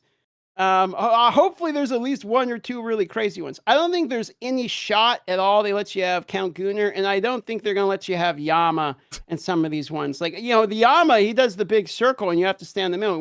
You think all the mobs are just going to, like, run into the middle of the circle to avoid this one? I don't think they're going to do something like that. So I think there's going to be a handful of them. 1 or 2 are all right. The rest are probably pure another dog shit, and that's just going to be the reality of it. If I had to put money on it, it's probably going to be a real fucking ass class. But I 100% I'm focusing. I'm going to catch all of the Pokemon, and it also depends on if they're doing the rare modifiers. Like if we can actually add modifiers like we can now onto the unique bosses, and then when you tame the unique boss, if it keeps the rare modifier and doesn't do like some fucking Spectre version or something like they do, then we might actually have a little bit of like some play, some theory. We might have to have a real conversation. But it depends. It depends on how exactly they're doing it. 100%. If I think you're right about a lot of the bosses just being too slow to be viable clear, and even on boss fights, like with the current state of bosses, they might get 1 or 2 attacks off right by the time you finish off using your main abilities. I'm wondering if maybe this will be more utility than not. I'm trying to think of any of the beast bosses create like shocked ground or like special debuffs, and if that would apply the monsters in any way. I don't actually think many of the beast bosses do that though. So I don't know. I mean, not that I'm aware of. I don't think so. Maybe like the poison pool from the Devourer or That's something. it. Yeah. So you're right. Yeah, the Devourer's the coolest. Yeah, you're right. Yep. Mm-hmm. Yeah, I guess Chimera. Chimera's a good point in chat. And then Geonor, if Geonor counts, if you can do Geonor, the Iceberg, like the frost shit. Too, with the frost. Icebird. So there's gonna be some ground stuff, and I'm definitely leveling with Twister for Huntress. So ground degen actually does matter, and then rare modifiers. You can get ground degen as a rare modifier. I think the real interesting one will be if these things have a fuckload of health because they're a unique boss. Can you actually put Infernal Legion on this guy? Right. Because you can on like the dinosaurs, like your namesake up here, right? Yep. So if you can Infernal Legion this thing, I know one guy named Oscarix is going to be running around like just spamming the X button, swapping weapons and burning the hell out of everything. So that actually is a real build, by the way. So if Infernal Legion works and these have insane HPs, like we're gonna have some actual damage coming out of these guys, but they're not going to be from them actually doing anything. Right. It's from them actually Burning. dying. So Right. It's the Elephant Tortoise build, right? That's the one you're talking about, Infernal Legion. Yeah, same thing. Elephant Yep, Tortoise. the giant one. Yep. That's very true. That would be sad if they just turn into a giant RF thing. So, how about on that point too? There's the RF staff that's being added, the Raven staff. Yeah. That's okay. That's cool. Great for people who like RF. I think there's a little bit of a more interesting thing going on with it, and that it requires level 84 to use.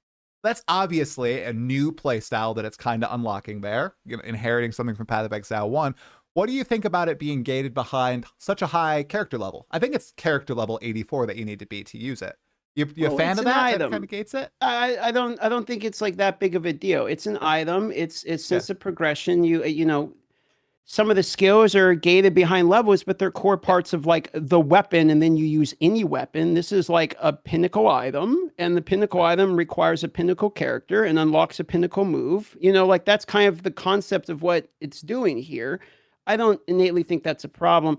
I do kind of see these arguments in which there's always like won't somebody think of the level 40 who's in the campaign who wants to use the most in-game item? And it's like, I did think about them, and my answer is I don't fucking care, because you're not in the you want an in-game item, get to the in-game. Like that, I don't really see it as an issue. It drops from a pinnacle, so it shouldn't. You know, it's a big dick item, have a big dick character. Like this isn't an issue. That's what I like. I really like that the new uniques, I swear since like 0.3 with the Last Lament, but even more so now, the new uniques, they drop from very specific areas, like the bosses, and they completely open up the field of play for some of these builds. So they just create their own style of builds that could be around for a very long time. Like we're not only getting like new weapons or new classes, new ascendancy classes, literal items are baking in brand new play styles, which I think is cool because that allows for like infinite play space customizability. Like Path of Exile 1, they got all their ascendancy classes a long time ago, and the base set didn't change that much, and you didn't get a lot of new skill variety, and uniques never really opened up new skills or new feels of play. I mean, with a unique item, we're getting like Captain America's bouncing shield, a leap. That is sick, and that is like such a cool thing for the future too, where it's like once they finish off every class in ascendancy, that's not going to be it for new playstyles. They can just drop it in the game with a brand new item. And that's very exciting to me. As someone who's going to play for quite a while, you know? Yeah, I agree. The shield actually looks pretty awesome. It does. Like the shield almost got me baited in the warrior for like the third time. You know what I mean?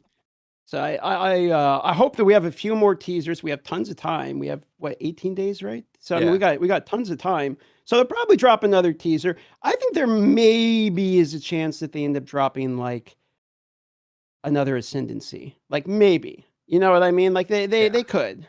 I think it's possible to like Arcane Archer or something, you know, like shadow dropping that. Since it's been data mined like so long ago, I feel like it's probably at the cusp. But the other thing is, we haven't seen patch notes yet, and I think Arcane Archer, a lot of its data mine skills, which these aren't confirmed or anything to be in the game, it's a lot of cast on, right? It's basically like cast on, ranged attack, cast on, all these different things. So I wonder if they held back on that because they want to reformat how these trigger skills work in the patch. I could see that. I mean, that I could understand that argument.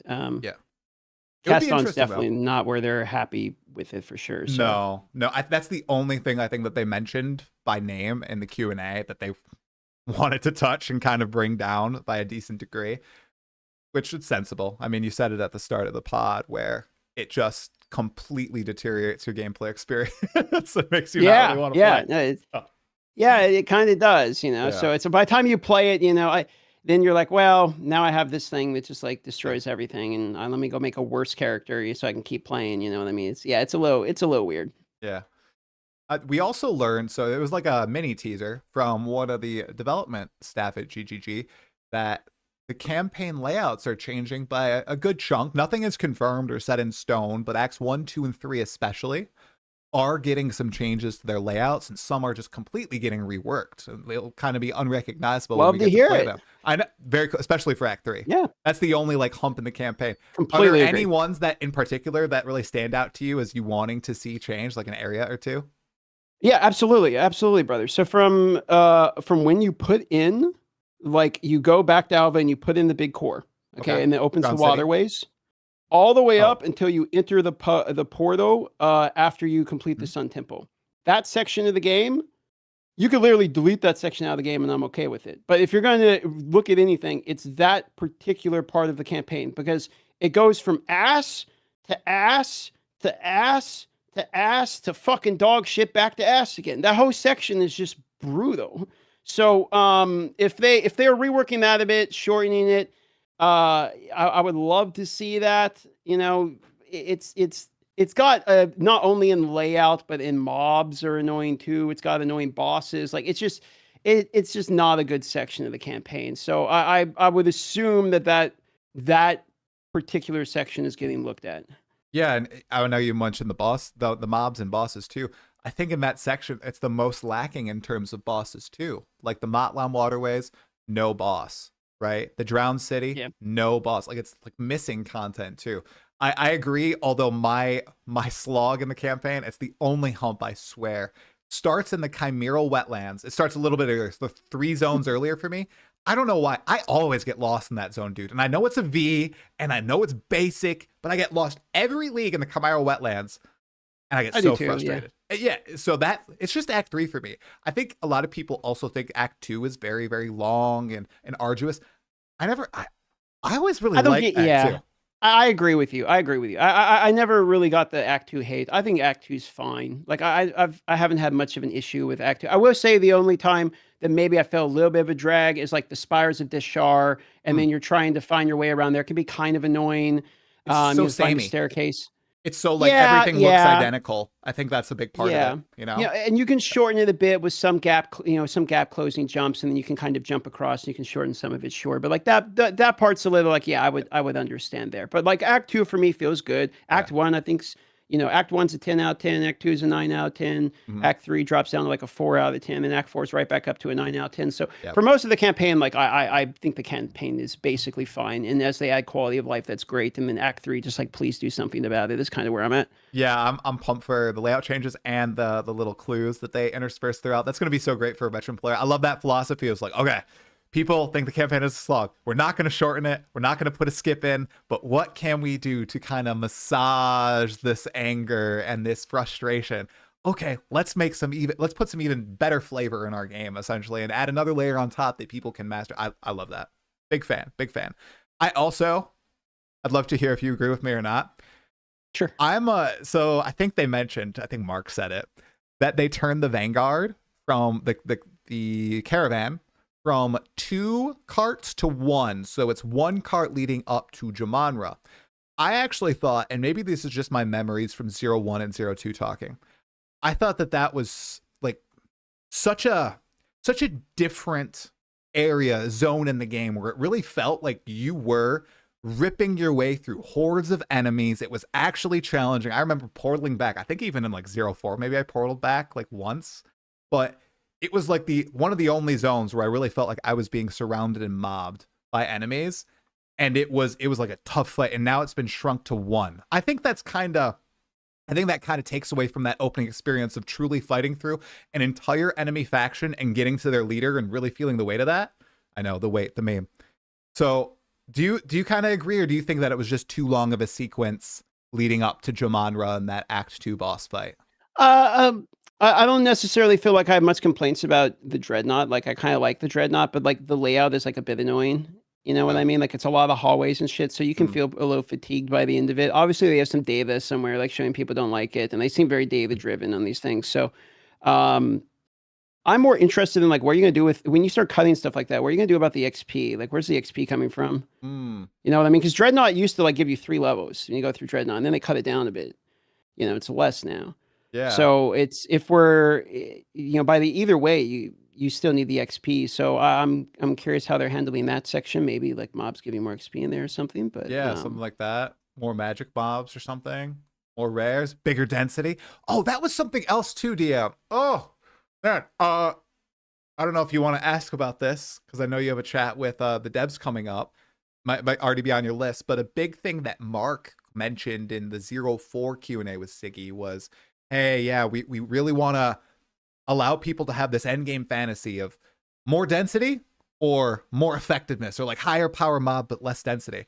Yeah, And it sounded like they were going to bake it in the tree, but that wasn't showcased.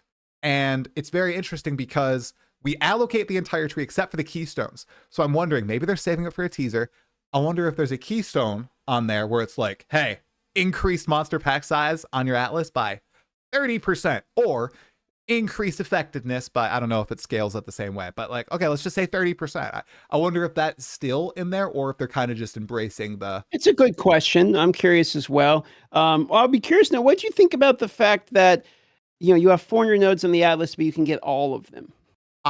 When I first heard it, my reaction was like derision. I was like, oh, I don't like that, because in Path of Exile 1, I think it's so I'm going back to PoE 1, but still it applies. It's beauty in like choosing your path, and it's probably going to be different from many other people's unless you're following an Atlas strat. But even then, a lot of people have different Atlas strategies, and you farm different things, and you go for different pieces of kind of blah blah blah. Then when Jonathan said, oh, you do still have these keystone choices, and these keystones give you a lot more, you know, control over the Atlas, and we can make some really big changes here, you know, to your maps. And they gave the Atlas or the Shrine example. And I think that's the only one they gave, but this is present on every single league mechanic, and they didn't show any of those to my knowledge. So I'm really hoping that the keystones are going to accomplish that same sort of feeling that we have in PoE 1, where our choices do matter on the Atlas. So it's a wait and see for me, but I think I lean slightly negative. Also, the Atlas Masters were kind of interesting as well. I really like that, and that they're able to swap it up, but those also aren't, you know, permanent choices, you know, because you can swap them at will, I believe. Around, yeah, you can swap. So I don't know. What did you think about that? You kind of said like, I had kind of the same gut reaction, which is, oh, you can take the entire tree. Yeah. So this is, you know, more of a progression bar. Right. You know what I mean? You fill out the character. So one part that was brought up when I was doing the podcast with Dreamcore and Palstrom, which I thought was interesting because I didn't even think about it, was that when they showcased the Atlas tree and the specific league mechanic at like trees, you know, they have their own little individual one. They showed there was like 31 out of 31 and 33 out of 33. So it's like, are you not choosing any options in the specific league mechanic? Are you filling out the league mechanic tree? Well, because they show them maxed out. I think you are, but I think that Jonathan, I think this is what they meant. Every keystone now on the Atlas tree has a choice. I don't think there are any single choice. Specific league mechanic tree. I think, well, the thing is they didn't show any keystones on the league mechanic trees. That's what I'm saying, so, yeah. Because if you just fill out the league mechanic trees, I mean, there are some real, like imagine Breach, right? You got the choices on the Breach tree, like, okay, your Breach is open faster or slower. Like, you're going to take all that now? What, are those just completely gone? Like, what sort of options are in there?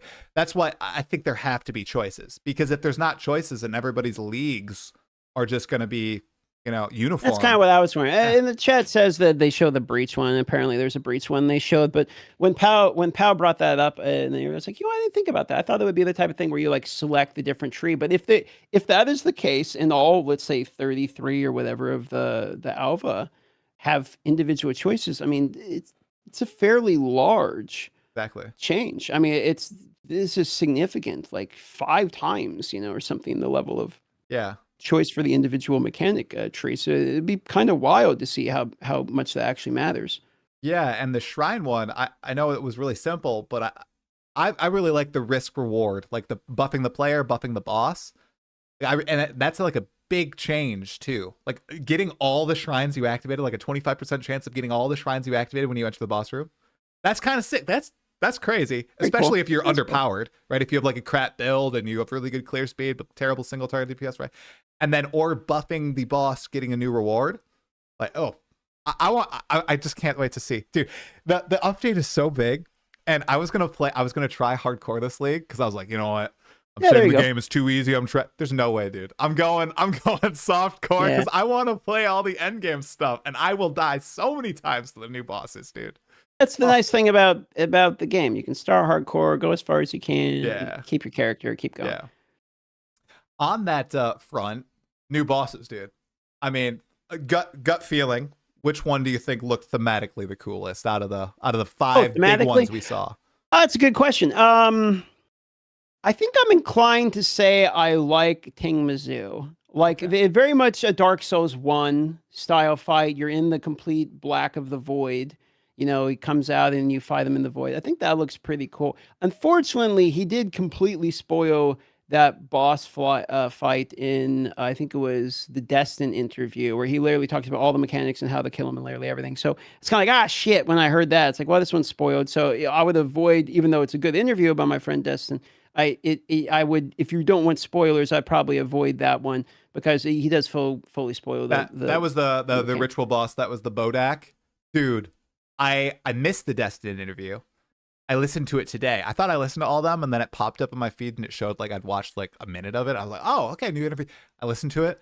I won't spoil it here on the podcast, but there's also like a huge story spoiler for those lorehounds out there where I was like, you have to be kidding. Like, DM, long-term mystery, been in the game literally for like not 8 years. And Jonathan just goes and he's like, oh yeah, and then this happens and that happens, and this is how it goes. And I'm like, dude, I just heard it in an interview with Destin. Yeah. Oh, it's crazy. Like, Jonathan, I don't know. I felt that way a lot in the showcase. Like the bosses, I did kind of look away for the deep dives. There was a little, I was like, there was a little bit of, also in the extra interviews, there was a little bit of like what I would consider major spoilers, like where the secret, like who's the secret ascendancy and like stuff like that. So, if I'd probably be careful with watching interviews if you're somebody who 100%. likes to play it blind or something. 100%. Okay. I know you said you're going to probably start Spirit Walker, which, by the way, have you called it Spiritborn at all? Because I've done that multiple times at this point. You haven't? No, not yet. No, dude, I have. I was like, forgot that class even fucking existed, bro. Like, that shit. It was pretty fun when it came out, but like that's one of those ones where it's like, oh yeah, that's a Diablo. Like that's there. One of those. But, I know we don't have patch notes or anything, and we're going to assume that Cast on Crit gets nerfed, and I know you don't even want to play it. What would be like your top 3 League starter vibe builds? Like, I know you liked Wyvern. You stumbled upon probably one of the most busted campaign builds of the entire league last league. After people were telling you it was like going to be dog, I remember like everybody on your video was like, you're making a total mistake. And then you annihilated everything. What would be your top 3 right now, do you think? Okay, well, it's kind of, so I don't really do like league starters. I know. Like so league starters, like you play it because you're trying to get rolling, right? League start, like the concept of what a league starter is you're playing something that's strong with no investment that gets you rolling fast and like helps you build other builds, right? Like that's a league starter. I don't play league starters.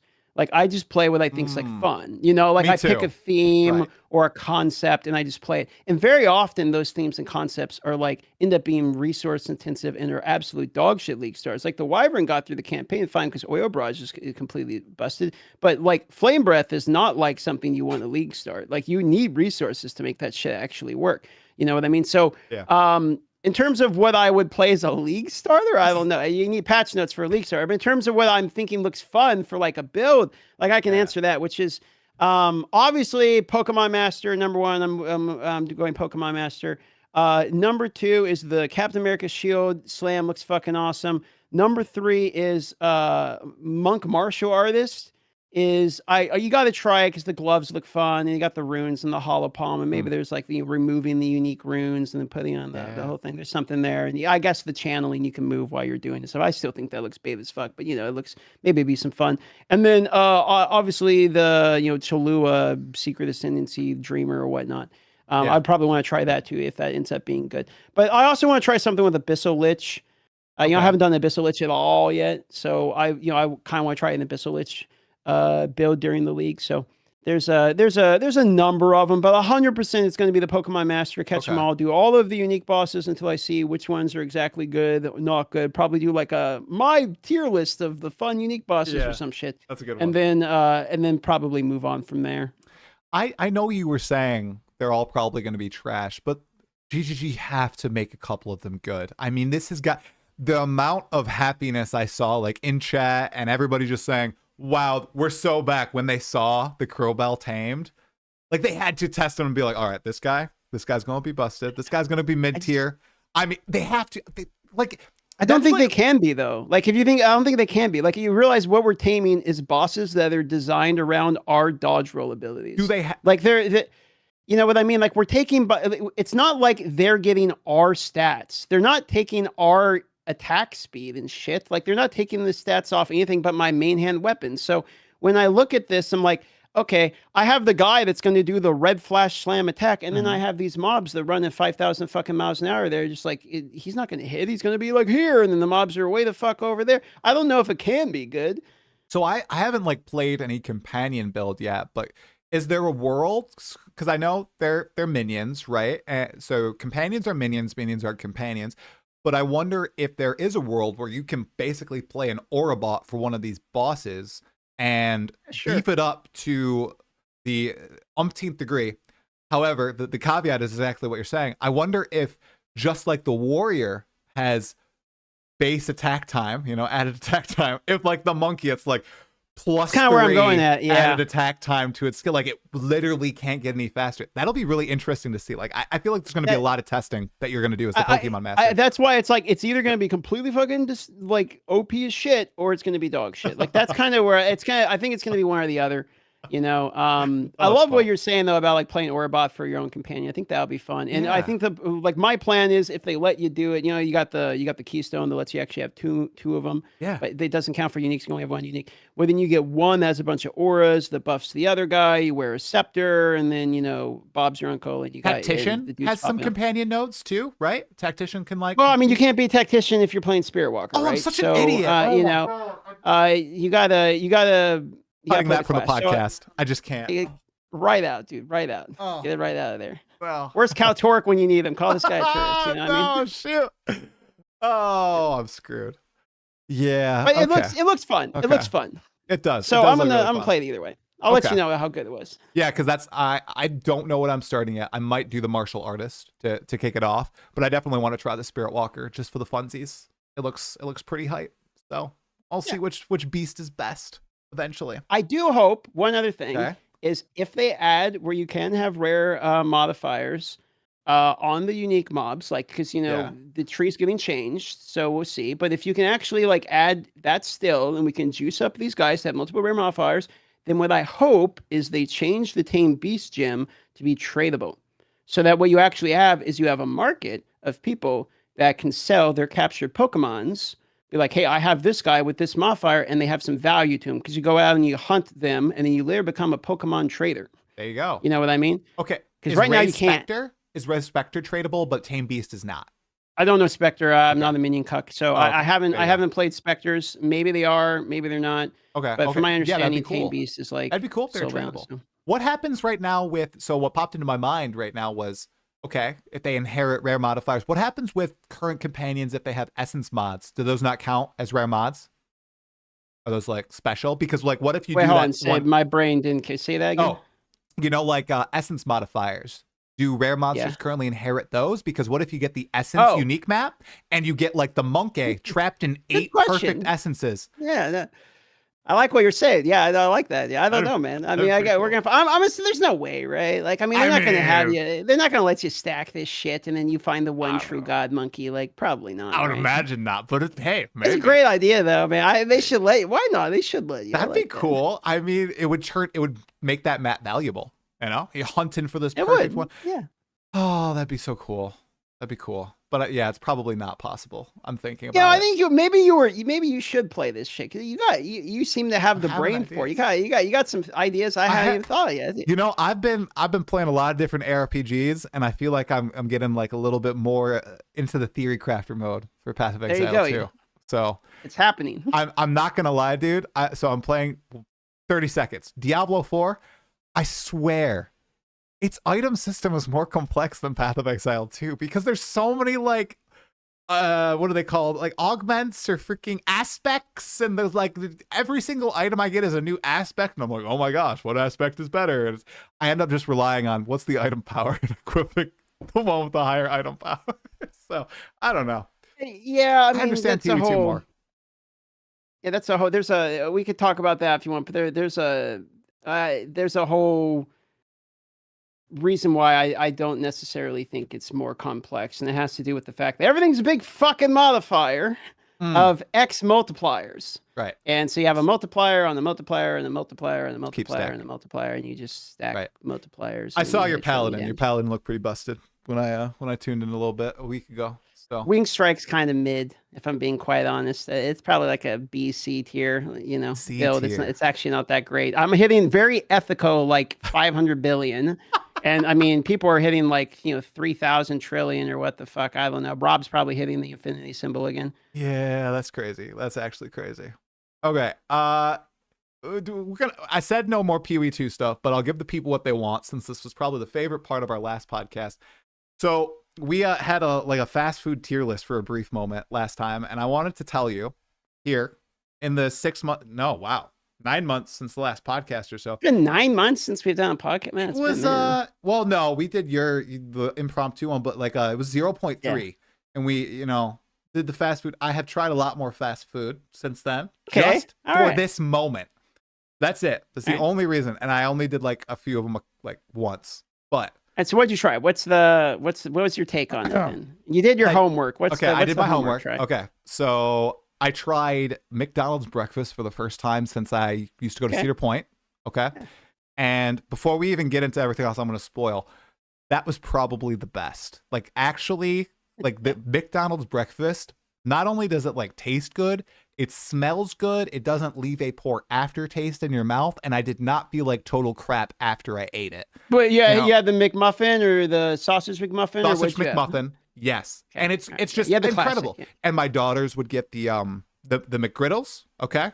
Dude, the McGriddle smells like heaven.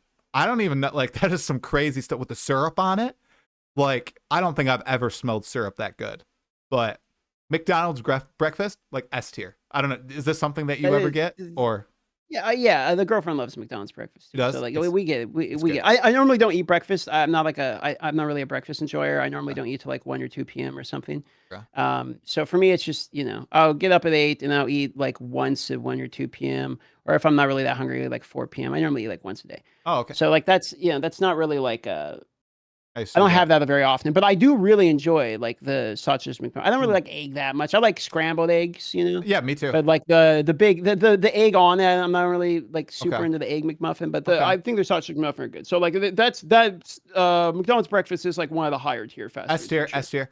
Tried Wendy's burgers. Trash Okay, tier. yeah. Trash tier. I won't say they're amazing. I think Wendy's Dave's. Baconator. That's the one I got. Baconator. Oh, you got bacon. Junior I don't. Baconator? I think the baconators are. I think the baconators are arguably worse. Like the bad. the Dave's double is the one you really want to try. And they're kind of the same shit with bacon, I guess. But yeah, no, I don't really like bacon, so I agree with you there. Oh. The Dave's double are good, but like I think they are like a bit overrated. Okay. To be honest, Okay. I don't think they're trash tier as compared to other fast foods. If you're not really someone that eats fast food very often, you have a Dave's W, you're probably gonna think it's bad because like compared to like a real burger, it kind of is. But like as far as like fast food burgers go, it's solidly mid. is. A lot of people think it's like S tier. I think that's is. over. Like I think their chicken sandwiches are a lot better than their beef. Oh, I should have tried that. I like chicken usually, so I probably should have got that instead of the burger. But I got the burger because everybody's like, "Oh, they make the best, most fresh burgers around." So I was like, "Okay, I'll try it. I'll try it so I can just They talk just about don't this." freeze them. They don't like it's not Right. fucking fresh. It's just not frozen. Okay. Like it's kind of different. Like they're not. Their spicy chicken's like not bad. Their chicken's alright. I try to eat more of the chicken there than the beef, but their burgers kind of sit in your gut a bit like a brick, to be honest. I used to in high school. I used to get the chili all the time. I freaking love the Wendy's chili. I don't know if you ever tried the Wendy's chili. I like chili dogs. I don't think you're ever gonna catch me just eating a bowl of chili, but like What? you might catch me eating a chili dog. There's no way. Should I do it? Should I out her? I'll out her. My wife. She has the chili cheese fries. She licks the containers. Brother, this is the second time you brought this up. You brought this up on the last you didn't learn a single thing, my dude. Literally the last time we had this same podcast, you brought this shit up exactly the same way, and then you were saying I edited it out. You didn't learn anything. It's been 9 months. You didn't learn a single thing. She was fine with it when I showed her. She was like, look at DM defending my honor. It's so kind of him. She's going to thank you in person if she ever sees you in person. She's going to thank you for defending her honor with the chili cheese fries. Yeah, dude, you cannot leave that shit on the internet, bro. Hey, it's okay. Like, what can I out myself? I don't know. I don't do any weird food things. I don't know. Weird food things. I mean, I used to eat like 4 plates of pancakes before I had kids. You don't have to tell your weird fucking food fetish. That's not what this is. Do I have a weird food fetish though? Like I'm trying to. I don't think I do. Yeah, we don't have to. You can just go down the list of fat. We were cooking. Okay. No, we were cooking. You're taking this a whole nother way. Okay, we'll take care of it in post. I'll go next. Okay. White Castle slider variety pack. I don't even freaking know. Dog shit. Absolute crap, dog dude. shit. Yeah, my father-in-law swore on it being goated. Terrible. Every single one. There is more. Okay. Burger, the slider, right? That much meat. I swear to God. Literally, they're pure ass. They're trash, bro. They're trash. Like you're completely correct. They're trash. Okay. Okay, there was 4. What was the freaking last one that I tried? Oh, Taco Bell. So there's a Taco Bell 3 minutes from my house. Yeah. My wife has been getting a lot more Taco Bell as of late. We usually get like Chipotle and Qdoba, which we learned is not actually fast food. Okay, because for some reason I think we classified as not fast food. Taco Bell. I tried their Doritos Locos Tacos. Their I don't freaking know what it was. It was like a box with a ton of different crap in it. My wife got like the cheese fries, like nachos fries. What the? The nacho fries. The nacho fries. Those are not bad. Those not bad, dude. But they're literally like the frozen fries that we used to cook when we were kids.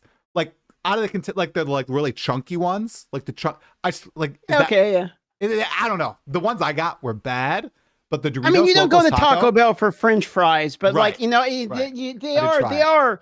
The nacho fries are all right. I mean, it really depends. So, like, if you have to have a chalupa or you have to try the classic soft taco or maybe make a burrito, like, there's a few things you have to do in order to like kind of like get a take on Taco Bell. What you said you just got a bunch of random shit or what? Yeah, what did you just pick? I kind of got what my wife got. So like we kind of got the mirrored meals. So you ate a bunch of fucking fries at Taco Bell? Like, what is this order? One part. No, we got Doritos Locos and then like a box, like a huge box. I think it was like a burrito, but it wasn't a burrito. Like it was separated out. I don't know. You got like did you get like the Cantina box or something? Yeah, it was like a huge, it was a big box. And it's got like the tinfoil wrap and then it's got like steak type. Those are okay. The Dorito taco was very good. I gotta say, but I don't eat a lot of Doritos, and man, those things are so. Oh my gosh! I'm not gonna lie. You got some of like the like debatable stuff. Like you got some of like you got the version of like a fancy clickbait thumbnail version of the YouTube video. Like you just you didn't really get into like the essence of it. You just kind of scraped from the top. Like those are a couple options they have, but it's not the heart and soul of Taco Bell. You have to have like a few soft tacos. Lettuce, beef, cheese. That's so boring, though.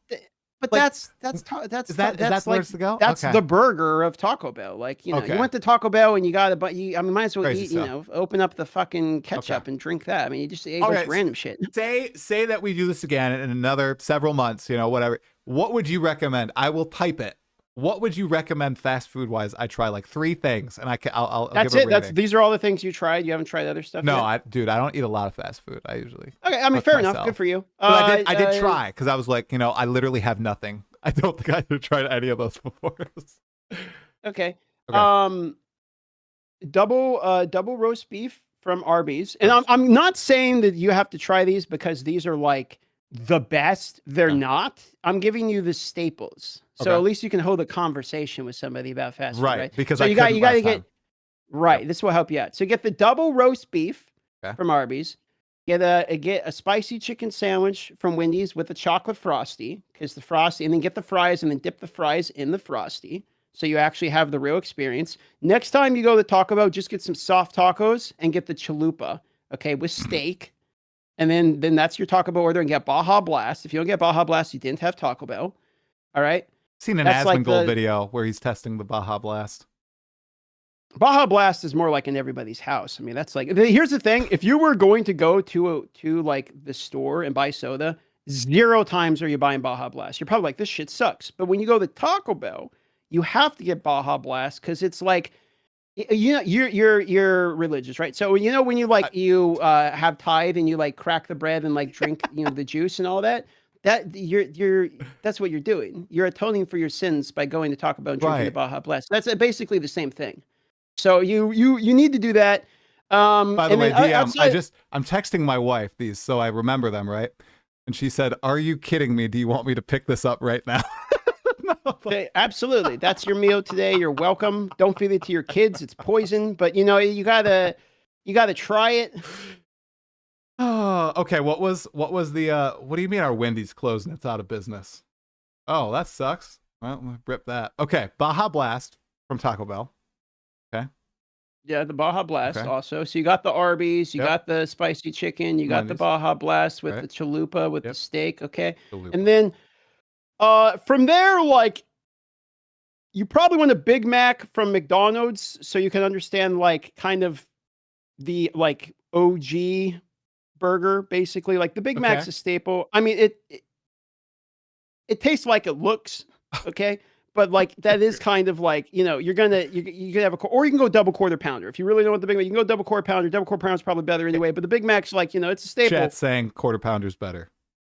Oh, it is better. It is better. That's not. That's like that's the objectively correct take. But the Big Mac is like it's a staple. Like I mean, if we're talking staples here, I'm not saying I'm not sending you the best of the best. I'm saying like these are these are your pillars. Okay, so I can hold the conversation. That's good. Community. Yes. Yeah. Yes, because I cannot. Okay, so I got those 4. So I got something from McDonald's, Taco Bell, Wendy's, and Arby's, which are all. I mean, get the apple pie from McDonald's. Get the apple pie from McDonald's. I think and the Coke, because McDonald's is literally the only place on the planet that has a separate Coke than the basic Coke. They say it's Coke, it's not Coke. Like McDonald's gets a specialized version of basic Coke that does taste different than any other Coke you've ever had. So you have to get normal Coke. Flat Earth thing or. No, this is real. Like they have a special pipeline of Coke. It's called just Coke, but like it's literally it tastes better than any Coke. That's because crazy. They have a specialized Coke. So you do actually want to get the Coke. Get a McFlurry if you like ice cream, so you can know what McFlurry is. I've had a McFlurry before. Yep, those. Dude, then you're good. You got that off the checklist. When I had jaw surgery in like 2016, I lived on McDonald's vanilla shakes for a month. Those were so good. They put like the whipped cream and everything in them. Oh my god, those were good. Yeah, I had really bad like acid reflux. Still do. It's part of the reason I don't eat a whole lot. But like I lived off like fucking Ensure and like a liquid diet for like 8 months. So I know exactly what you're talking about. Yep. Yeah. That's what I was on for a while. Okay, well that is a good set. That's a good set.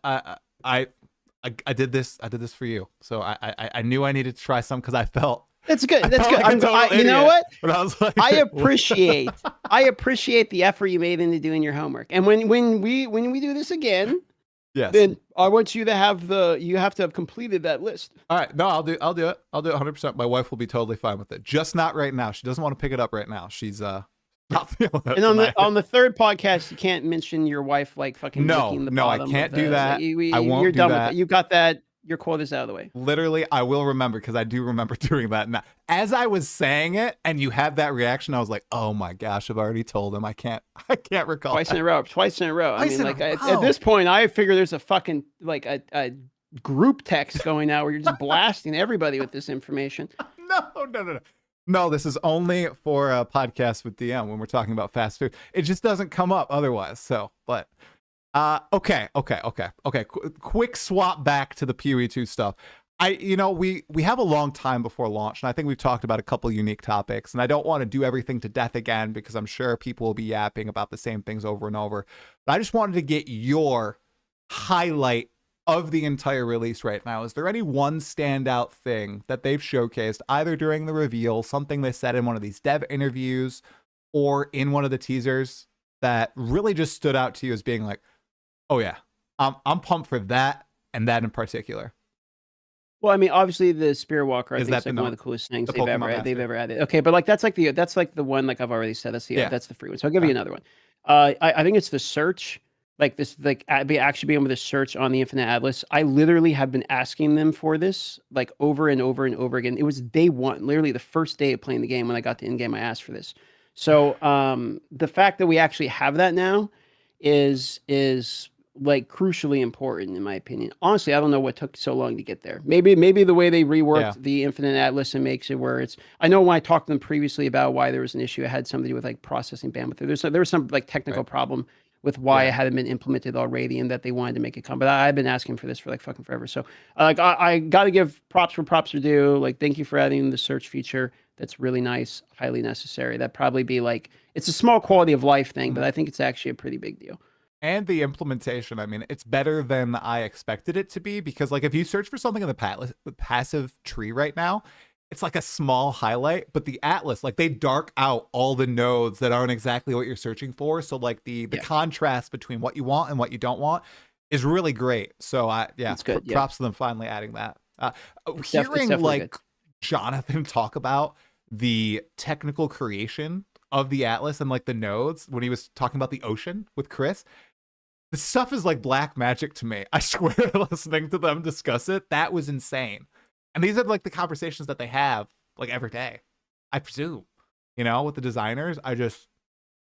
Fantastic. I think like listening to that conversation and like seeing how much respect they gave each other, in particular around like the coding language, you realize like, you know, there's one thing about like they're directors, right? And they're like heads of company, think of CEOs and all this type of shit. But the reality is like these guys are some like cracked like developers.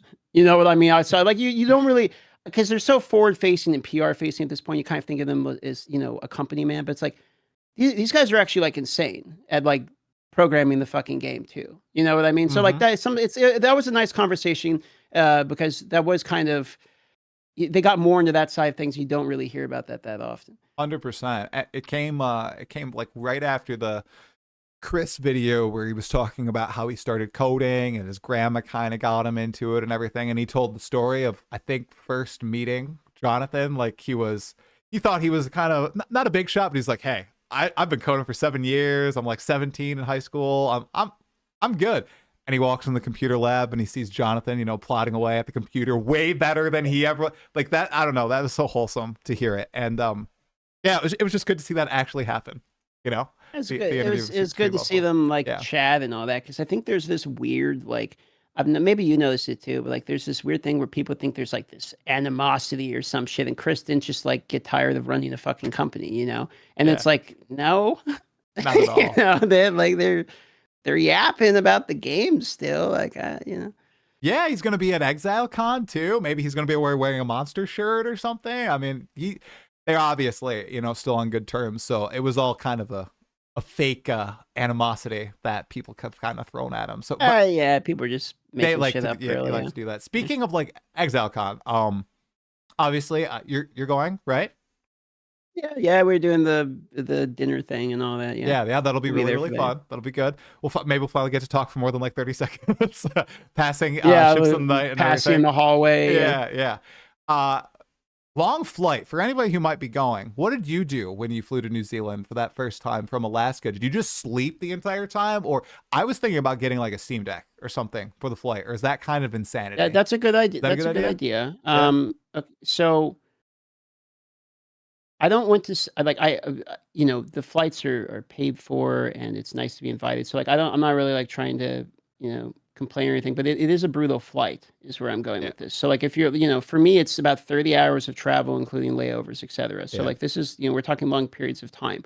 And depending who you fly, like the seats are nice, but like, you know, I'm a tall guy, I'm 6'1", and my legs touch the seat in front of me. So like you know, I'm not really gonna be sleeping. And if the guy decides to lean back, like it literally goes into my kneecaps. So like there's not really any amount of sleep that's gonna be occurring. So I recommend something to like play games or, you know, depending upon your height, you know, you can always put your legs up in the chair and stuff, you know, read a book or something. Do not bring anything of substantial size that needs to be with you as opposed to overhead. The reason I say this is there was a mistake we made where my girlfriend brought a big book, and I'm talking a book about this thick. Okay. And it went into because there's nowhere to put it. It went into the thing in front of us, which basically mean like it's way less leg room. So we got a Kindle now to solve this problem, right? So like you be very careful with your space. You need every bit of it. If you can, and you are okay with paying, I think it was like another $700 or something that I had to pay because I upgraded. Upgrade to the Sky Couch on New Zealand. And what that does is it buys the whole row instead of just the seats in it. And then the legs come up like a couch and lock. So you can lay down with your significant other or whatnot. So I paid the extra $700, bought the row, and then because I'm tall, I'm just going to lay down. Yeah. Because, it's 14 hours or whatever it is. And that's in one of the flights, and I have multiple. So, that would be highly recommend that. You got to stand up, walk around. Also, the fire exit rows are way better. You have to pay, I think it's like another $180 or something. But if you can, in the New Zealand app, when you're changing your seats, by the fire exit row, there's no one in front of you, which means they can't lean back into you, and you can put your legs all the way out, and you can stand up. And the fire exits on the New Zealand air flight have like a pretty big, like 8-foot space, and you can kind of get up and stretch and shit, and then sit back down. Is why I asked. It's good advice. Good advice for me. Anybody else who might be going to ExileCon? Yeah, because it is 29 hours total for me, I think. So yeah, it's going to be crazy. Including you will regret not buying like the $180 upgrade at a minimum or whatever. Yeah. For the fire exit row, you will regret it when you get on that flight and you realize you have 13 hours to go and like you are very uncomfortable. Yeah, dude. And I'm gonna be probably sleepless too because baby is gonna be born like a week before then. So see, but that might also work in my favor. Because I'm also tall. I'm 6'1" too. So maybe I will just pass out on the flight. My brother can watch out for everything, any oncomers potentially, and I can just chill. Maybe, hopefully, luckily. So yeah, I'm very excited for that. Are you gonna do any traveling in New Zealand this time? So a little bit more. It's pretty well. The ExileCon, as we all expect, is probably going to be announcing like 1.0 and the release of information and shit. So like it's kind of a bad time to take a vacation. So it's really it's a work trip. Like I'll be there like 5 days, 6 days. Yeah, it's a work trip. So in and out. I would like to spend a couple extra days and check out some stuff and all that. If you have time, do the zoo. The zoo is beautiful. Like the zoo is probably like I haven't even seen the coolest. That the coolest activity I've seen in basically any travel I've done. Like it's really, really good. Auckland so I'd recommend the zoo if you can. Yeah, Auckland Zoo. I'd highly recommend the zoo. Okay. Yeah, I'll check that out. I haven't even seen that on anything to do with it, so I'll definitely give it a go because I know I have to do something Lord of the Rings related. I think that I have one day essentially for one trip essentially, so I got to pick it from the litter of what's going to go on. So we'll see what wins out. Out of everything in New Zealand that I checked out outside of the PoE stuff, the zoo was the coolest easily. Okay. All right. 100%. All right. Well, DM, was there anything that you wanted to chew on here, PoE2 or otherwise, before we close it on out? What are you looking forward to the most? You asked me a lot of questions, but I didn't get a chance to ask you. So what are you looking forward to the most? The patch? I want to fight all the bosses as blind as possible. I'm really excited for those. It looks like we're going to get some really in-depth boss fights. And like Jonathan did spoil one of them, but what he did say about it really gave me some excitement for how they've designed these bosses. They kind of said, yeah, a lot of them were kind of ready for 0-4, but instead we took these extra months to basically cook them further. These are some of the most basically complicated or just content heavy boss fights that we've ever done. So I'm pumped. I'm pumped to do every single one blind. I'm not going to look at anybody killing them. No tips, tricks. That first time, Quest version, blind. Going in, I got to do it myself. I got infinite tries now, which, by the way, am I crazy or is it infinite tries for Quest and regular or just Quest? Because I think it's for everything. I think you're right. I think it's for everything. I think they specifically were talking about Uber fights because you already have infinite tries, right? But the Uber versions of them, like Uber Arbiter, you have one try and then it downgrades to normal. Right. So from my understanding, the only one that doesn't have infinite tries would be like Uber, like the most pinnacle boss fights. And in that scenario, then you get infinite. Okay, very interesting. I don't think I like that. I don't think I'm a fan. I think that's a little bit of a controversial take, but I like the, like, PoE1 again, but even PoE2, with Uber Arbiter, you get the one attempt. you are locked in for that attempt. And if you fail, it's like, oh my gosh, I got to make sure that I practice the fight more, I get more damage, blah, blah, blah. You upgrade before going and attempting it again because it's a huge economic loss. In Path of Exile 1, some of my favorite moments are those like, oh my gosh, I have 2 portals left. Oh my gosh, like I'm doing Maven first time, like I did that in 3.28. Like Maven, I was on my last portal and I used 5 of the portals literally in the last phase with the beams going around. Like I'm so bad at that, like dodging in between the beams while she's doing the memory game and everything. Get down to that last portal and you lock in, and it's such just a beautiful feeling when you win.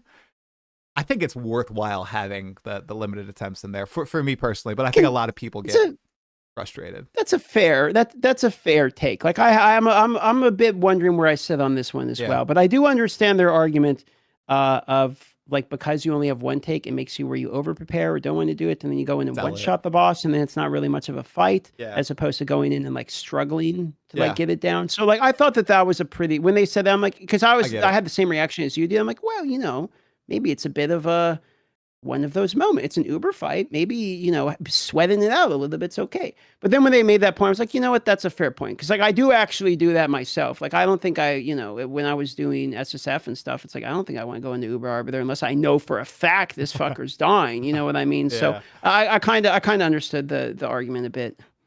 What I'm hoping for, I'm holding out for hope here, that on each league specific tree, there's a choose node of like, limit portal 1 for Tangmazu. Yeah. Not double rewards, but like maybe add the new possibility for a certain unique item or increase the that's a good. Yeah, I think that'd be really cool, right?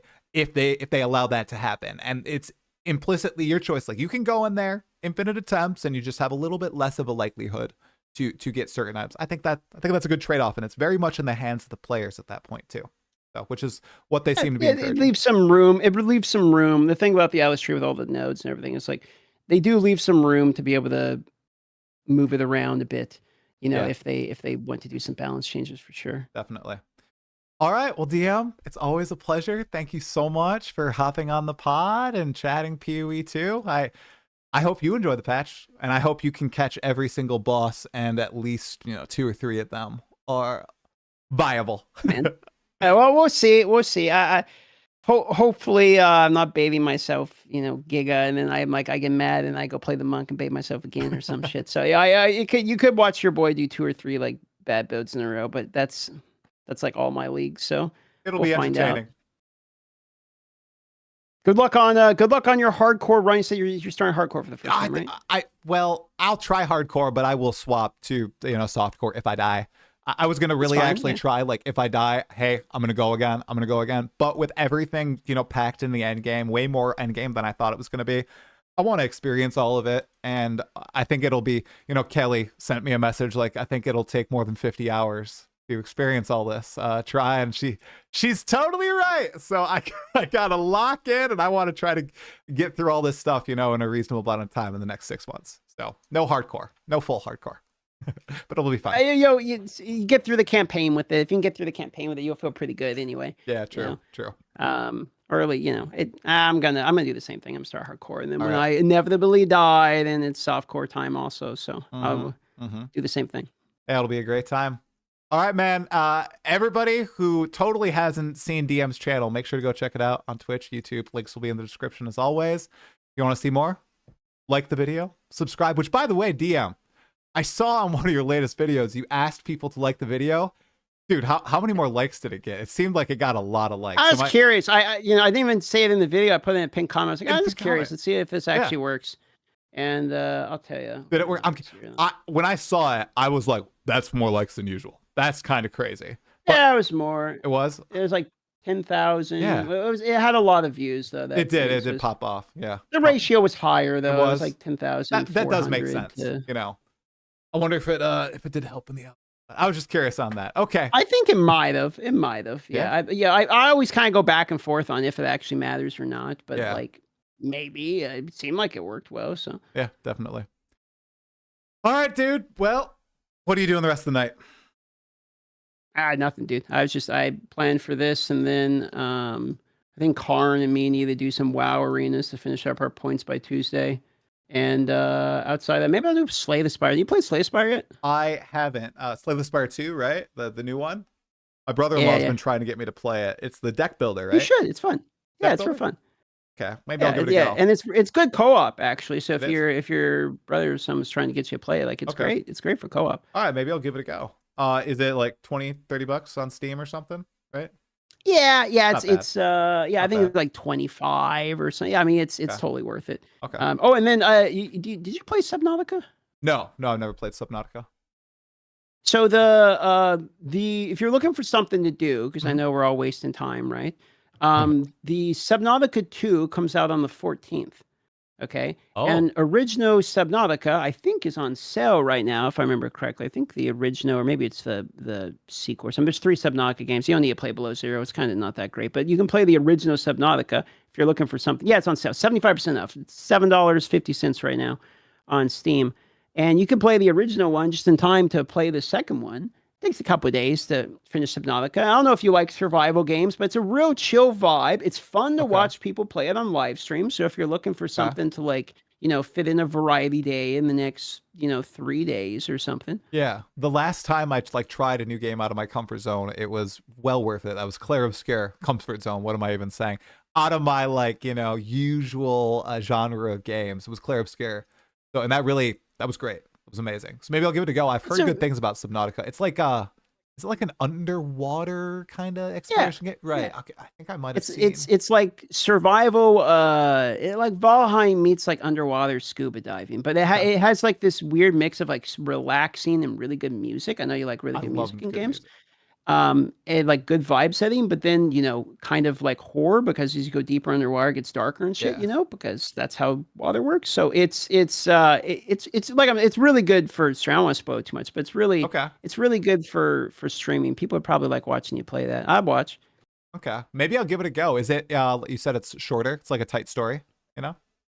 It's story based. I think you could probably knock it out in a quick 20 hours, maybe. Okay, yeah. 2 streams. Like Claire Obscure. Okay, yeah. Maybe I'll give it a look. Thanks for the recommendation. Yeah.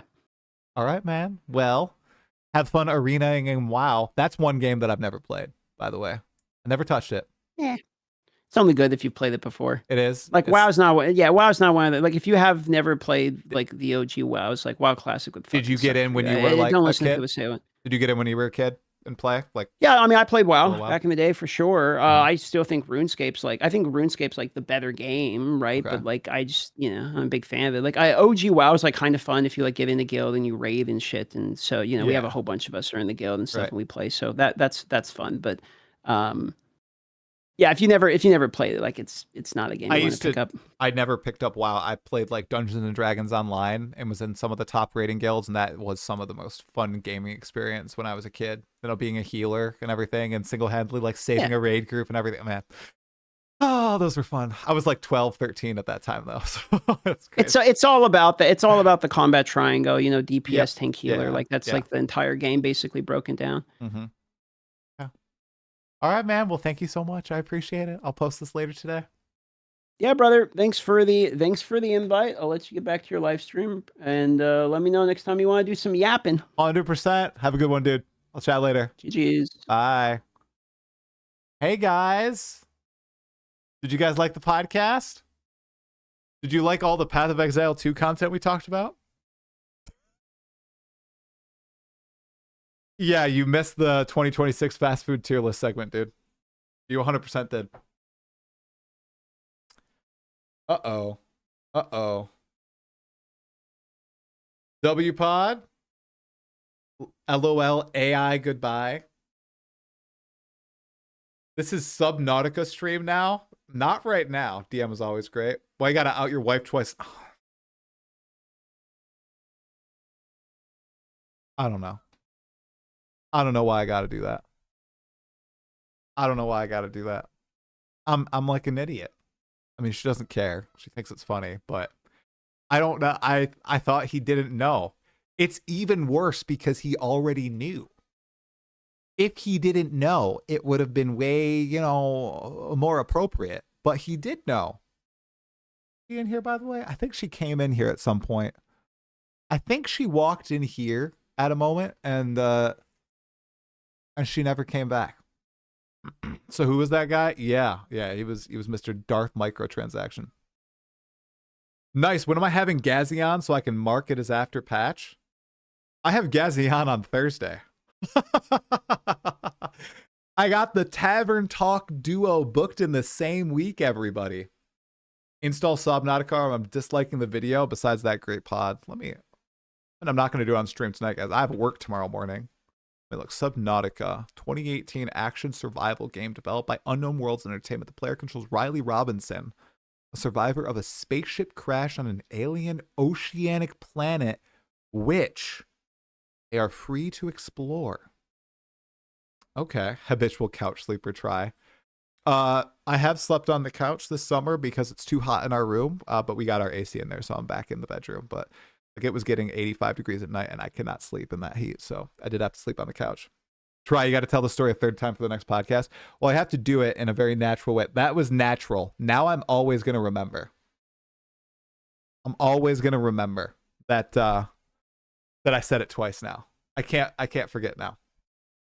V Rising is so good. See, I was going to play Pragmata before the next Path of Exile 2 update. You guys think Pragmata or Subnautica would be better? DM seemed to highly recommend Subnautica, but Pragmata seems like it would be like a very my type of game, Subnautica. Watch that clip. I don't know if I want to watch it. I don't want to I don't want to do drama, dude. It's fine. Subnautica is great. You can finish Pragmata quickly. Subnautica. I did clear up screen about 21 hours. I think you would like sub more, honestly. Okay, maybe I'll look into Subnautica. I'll see how it goes. Because I do think I'm almost done with Diablo 4 for this season. I don't think I'm going to be able to push to like Uber Mephisto and all that stuff.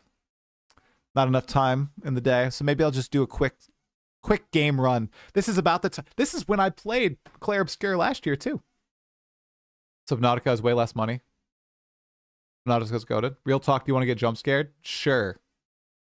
Subnautica? Okay. All right, everybody is wrecking Subnautica. So I'll do Subnautica. Okay. Subnautica is pretty sweet. Very scary if you don't like open water. Okay. All right.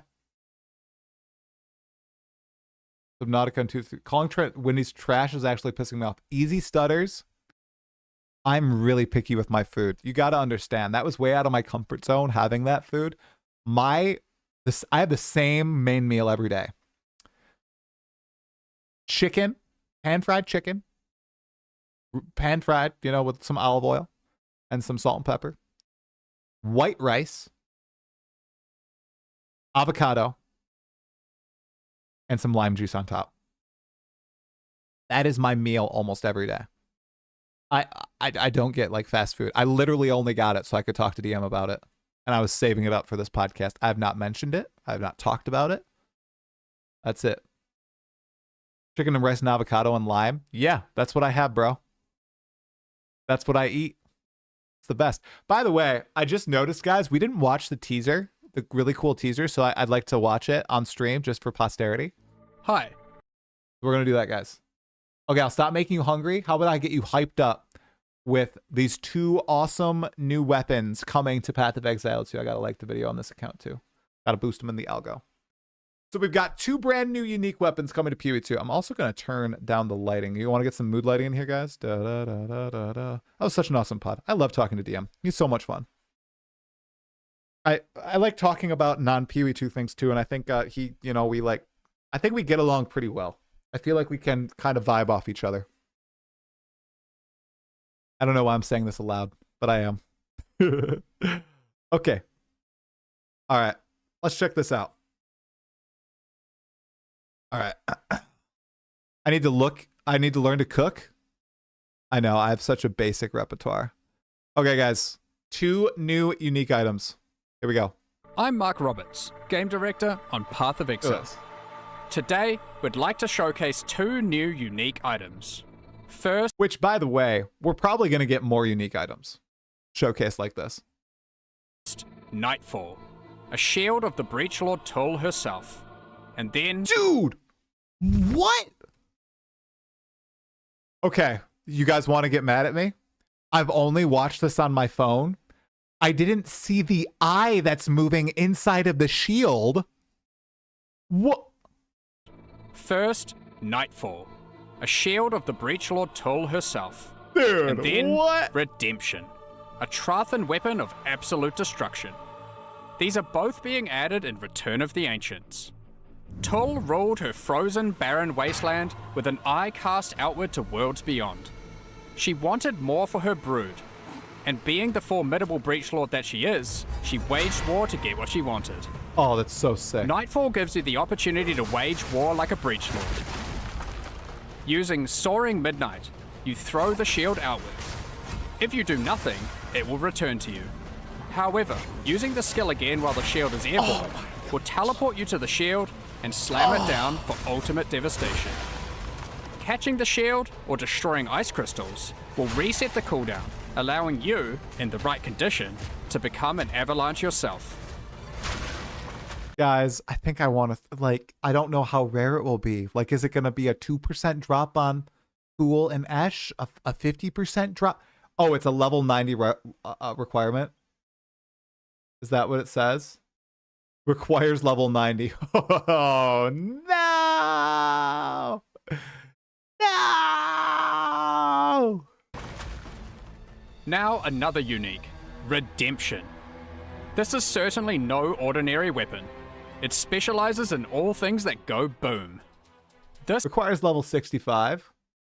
And where do you think this drops? Is this a world drop? Or does it drop maybe from Ruins of Aldur or Expedition? weapon was created during the peak of the Trathan Wars. And Wait, Trathan. It might be a world drop. wielded by none other than Ratha Azadi herself. It was designed specifically for her to send a message. Never again would a rival house doubt the ferocity of House Azadi. This modified crossbow cannot Oh, this is like building on the mercenaries of Charthus lore. The Trathans, they're people in a certain region of Ray class. The Mercenary League was based on them. And yeah, it's a new base type, right? So you can find these in endgame and turn them into rares, and they have special mods. use normal ammunition skills, but is particularly effective at leveraging various grenades to demonstrate your explosive rhythm. I can't believe they've made a... That's because this isn't really even a crossbow at all. It's a gun. In fact, we've made an entirely new base type for this unique. Wow, the Trathan cannon. It's literally a gun in PoE2. I just can't believe it. Shield will drop with lower level requirement with level 18 or 19 spell. Oh, okay. Surgog has a next explosion. Thank you, Chuckles Doctor. Thank you. Oh, thank you, Megs. You also said the same thing. Thanks. It's a freaking grenade launcher in the game. Which you can find at in-game and craft to be a rare item too, including having a more grenade-oriented mod. Also, did you guys see how fast this guy in the base trailer literally just blew up? In fact, Doriani. we've made an entirely new base type for Stone this Citadel unique, Doriani. which you can find at in-game and craft to be a rare item too, including having a more grenade-oriented mod pool. Redemption. I mean, Guaranteed. they're embracing Armed it with now. redemption, and once you have caused enough trouble, No critical damage. Very interesting, because a lot of the scaling in PoE2 is crit. Very interesting. Wow, that's crazy increased fizz. Oh, how'd you like this? you're ready to unleash explosive fervor, which causes you to ignore the typical cooldowns of grenade skills, on top of dramatically increasing their fire rate if you fire a medley of grenades, allowing you to go on an actual rampage, obliterating everything in sight. Yeah!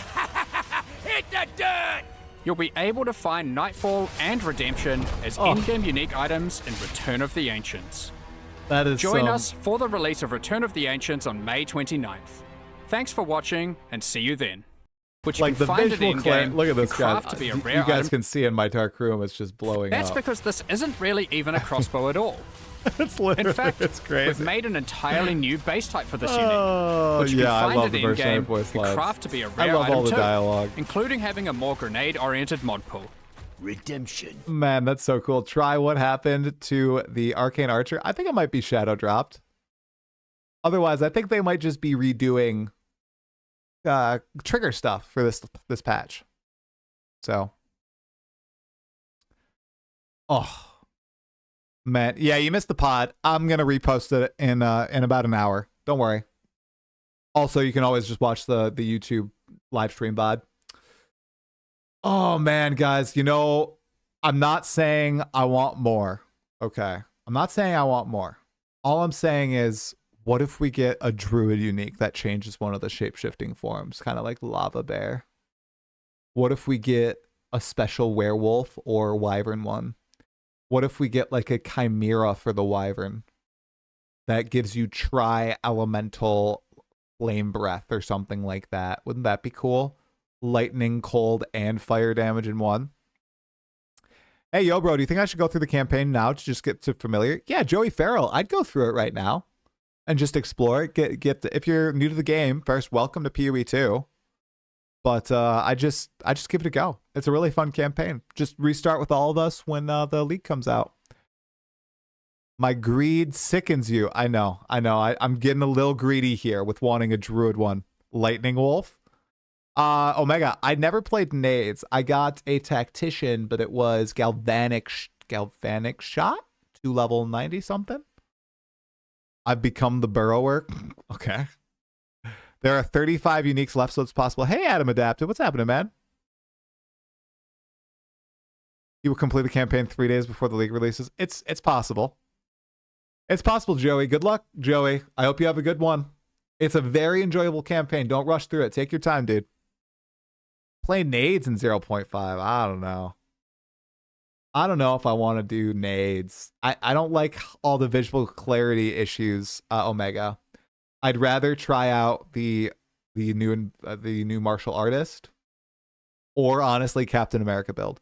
There has been no direct word on performance improvements, Snake, but they did say they want to get Steam Deck verified, which heavily implies that they want to improve performance.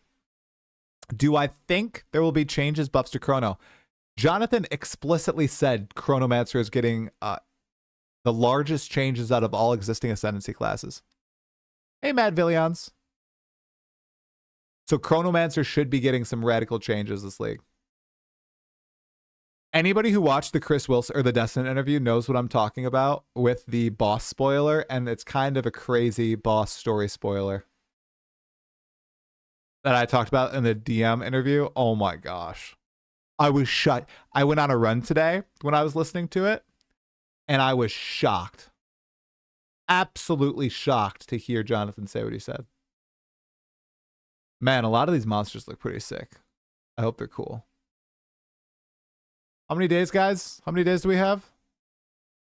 I don't want to say the spoiler. It's a story spoiler. I don't really want to spoil it. Go watch the Destin interview. It's crazy. 17 days, guys. 17 days. All right. Let's see. All right, so we got the reveal done. Path of Exile 10 DM pod. We did it. We have Gazi on Thursday. And then I will be a guest on Definitive's podcast on the 17th. Crimson Cast will be here on the 19th. We've got Halcyonish on the 25th. Jazzrus on the 27th. I'm going to do a hype trainathon for launch weekend. We're going to have Scorpius on the 31st. I'm going to be, we're going to have Keltarak on the 2nd. I'm going to be a guest on Whatever Media's podcast on the 4th. And then we've got Arrow on the 7th. Rax and Terax on the 10th. Valor Mage on the 12th. And Palsteron on the 16th, 15th. And then I am in Canada. And then I'm going on a cruise in the Bahamas. So that's all I have scheduled right now, guys. I didn't want to overbook myself. So I'm going to be focusing a little bit more on gameplay this particular league right now. I might do some podcasts in July and August. We'll just see how the patch goes. I reached out to like Dead Rabbit, Neversink, a couple others. I reached out to Steel Mage. Did I reach out to DS Lily? I think I reached out to a couple people. They just didn't respond. So that's the current set of people. And then I had the podcast that I do with my brother every week, 2 weeks. So that boy spoiler made you quit the video. It was kind of shocking, dude. Humble brag in Bahamas. Tell them it's actually like one of the more affordable vacations that I've ever done. So, yes, I'm going to go see some plays in Stratford. You are correct, Anonymous Ape. We're going to see The Hobbit. We're going to see Something Rotten. Yeah, it's going to be good. Yeah, the Bahamas, week-long cruise. I'm not kidding. Like, it's one of the... Cruises are very cost-effective, but now I'm a little scared of this virus thing that's going around. Hopefully I don't get that. But my wife and I, it's our baby moon, because obviously we have a baby due on October 24th. And then I might as well add it right here, guys. You know, while we're at it. Oh, I already have it. Likely New Zealand trip. Yeah, we are going. Okay. That is confirmed New Zealand trip, unless, you know, the baby's not okay. So then, yeah, then there's ExileCon. You're baiting me, it worked. Yeah, I'll post the schedule in the mod Discord, Omega Cybers, and I'm going to make a graphic for it too. I was just waiting on last confirmations, but it's been a couple days since anybody said anything. So, you tried to warn me in the comments of the interview. Armander, you tried to warn me, dude? Oh, no. No pox right now. No, maybe a 1.0. Maybe I'll go hard in 1.0 again, dudes. I'm doing like 16 this league. I don't want to go too crazy because I end up canceling and I get burnt out. Now, I'm not doing a Jonathan Rogers interview, which I swear is the most mentally taxing thing that I do in the content creation space. But, you know, yeah. Try, do you need things for baby or PoE2? I don't know what you mean by that. Any demon form rework or new scans? Not that we know of, Power Floof. Fox does have the best hair. Yep, called him out. Ah, beautiful. Beautiful, beautiful, beautiful. Okay. All right. I handled the mental stress well, though. I didn't last time, bro. I did not last time. I broke under the pressure, dude. And it screwed me for a little bit there. Yeah, Opossum Brothel. I have thought about that. Yep. Okay, let's see. They didn't drop any more teasers today, guys, and I think it's too late for me to do a campaign run, unfortunately. So that is going to be it. Thank you all so much for tuning into the stream. I really appreciate it. Seriously, I hope you enjoyed the podcast with Darth Microtransaction. I am going to raid you on over to Keltarak, the tourist meme man himself. If you haven't seen him in a while, go give him some love, all right? It'd be interesting. Okay, but seriously, thanks for all the love, you guys. Gonna have a good one. I'll see you for the Gazzy interview on Thursday. We'll get his thoughts on minions and companions and all that. Make sure if you're on YouTube, click the like button, guys. It really helps the channel grow. Helps all that stuff in the algorithm. I am a believer of the like button, okay? All right, I'll talk to you guys later. Have a good one. Sleep well. God bless.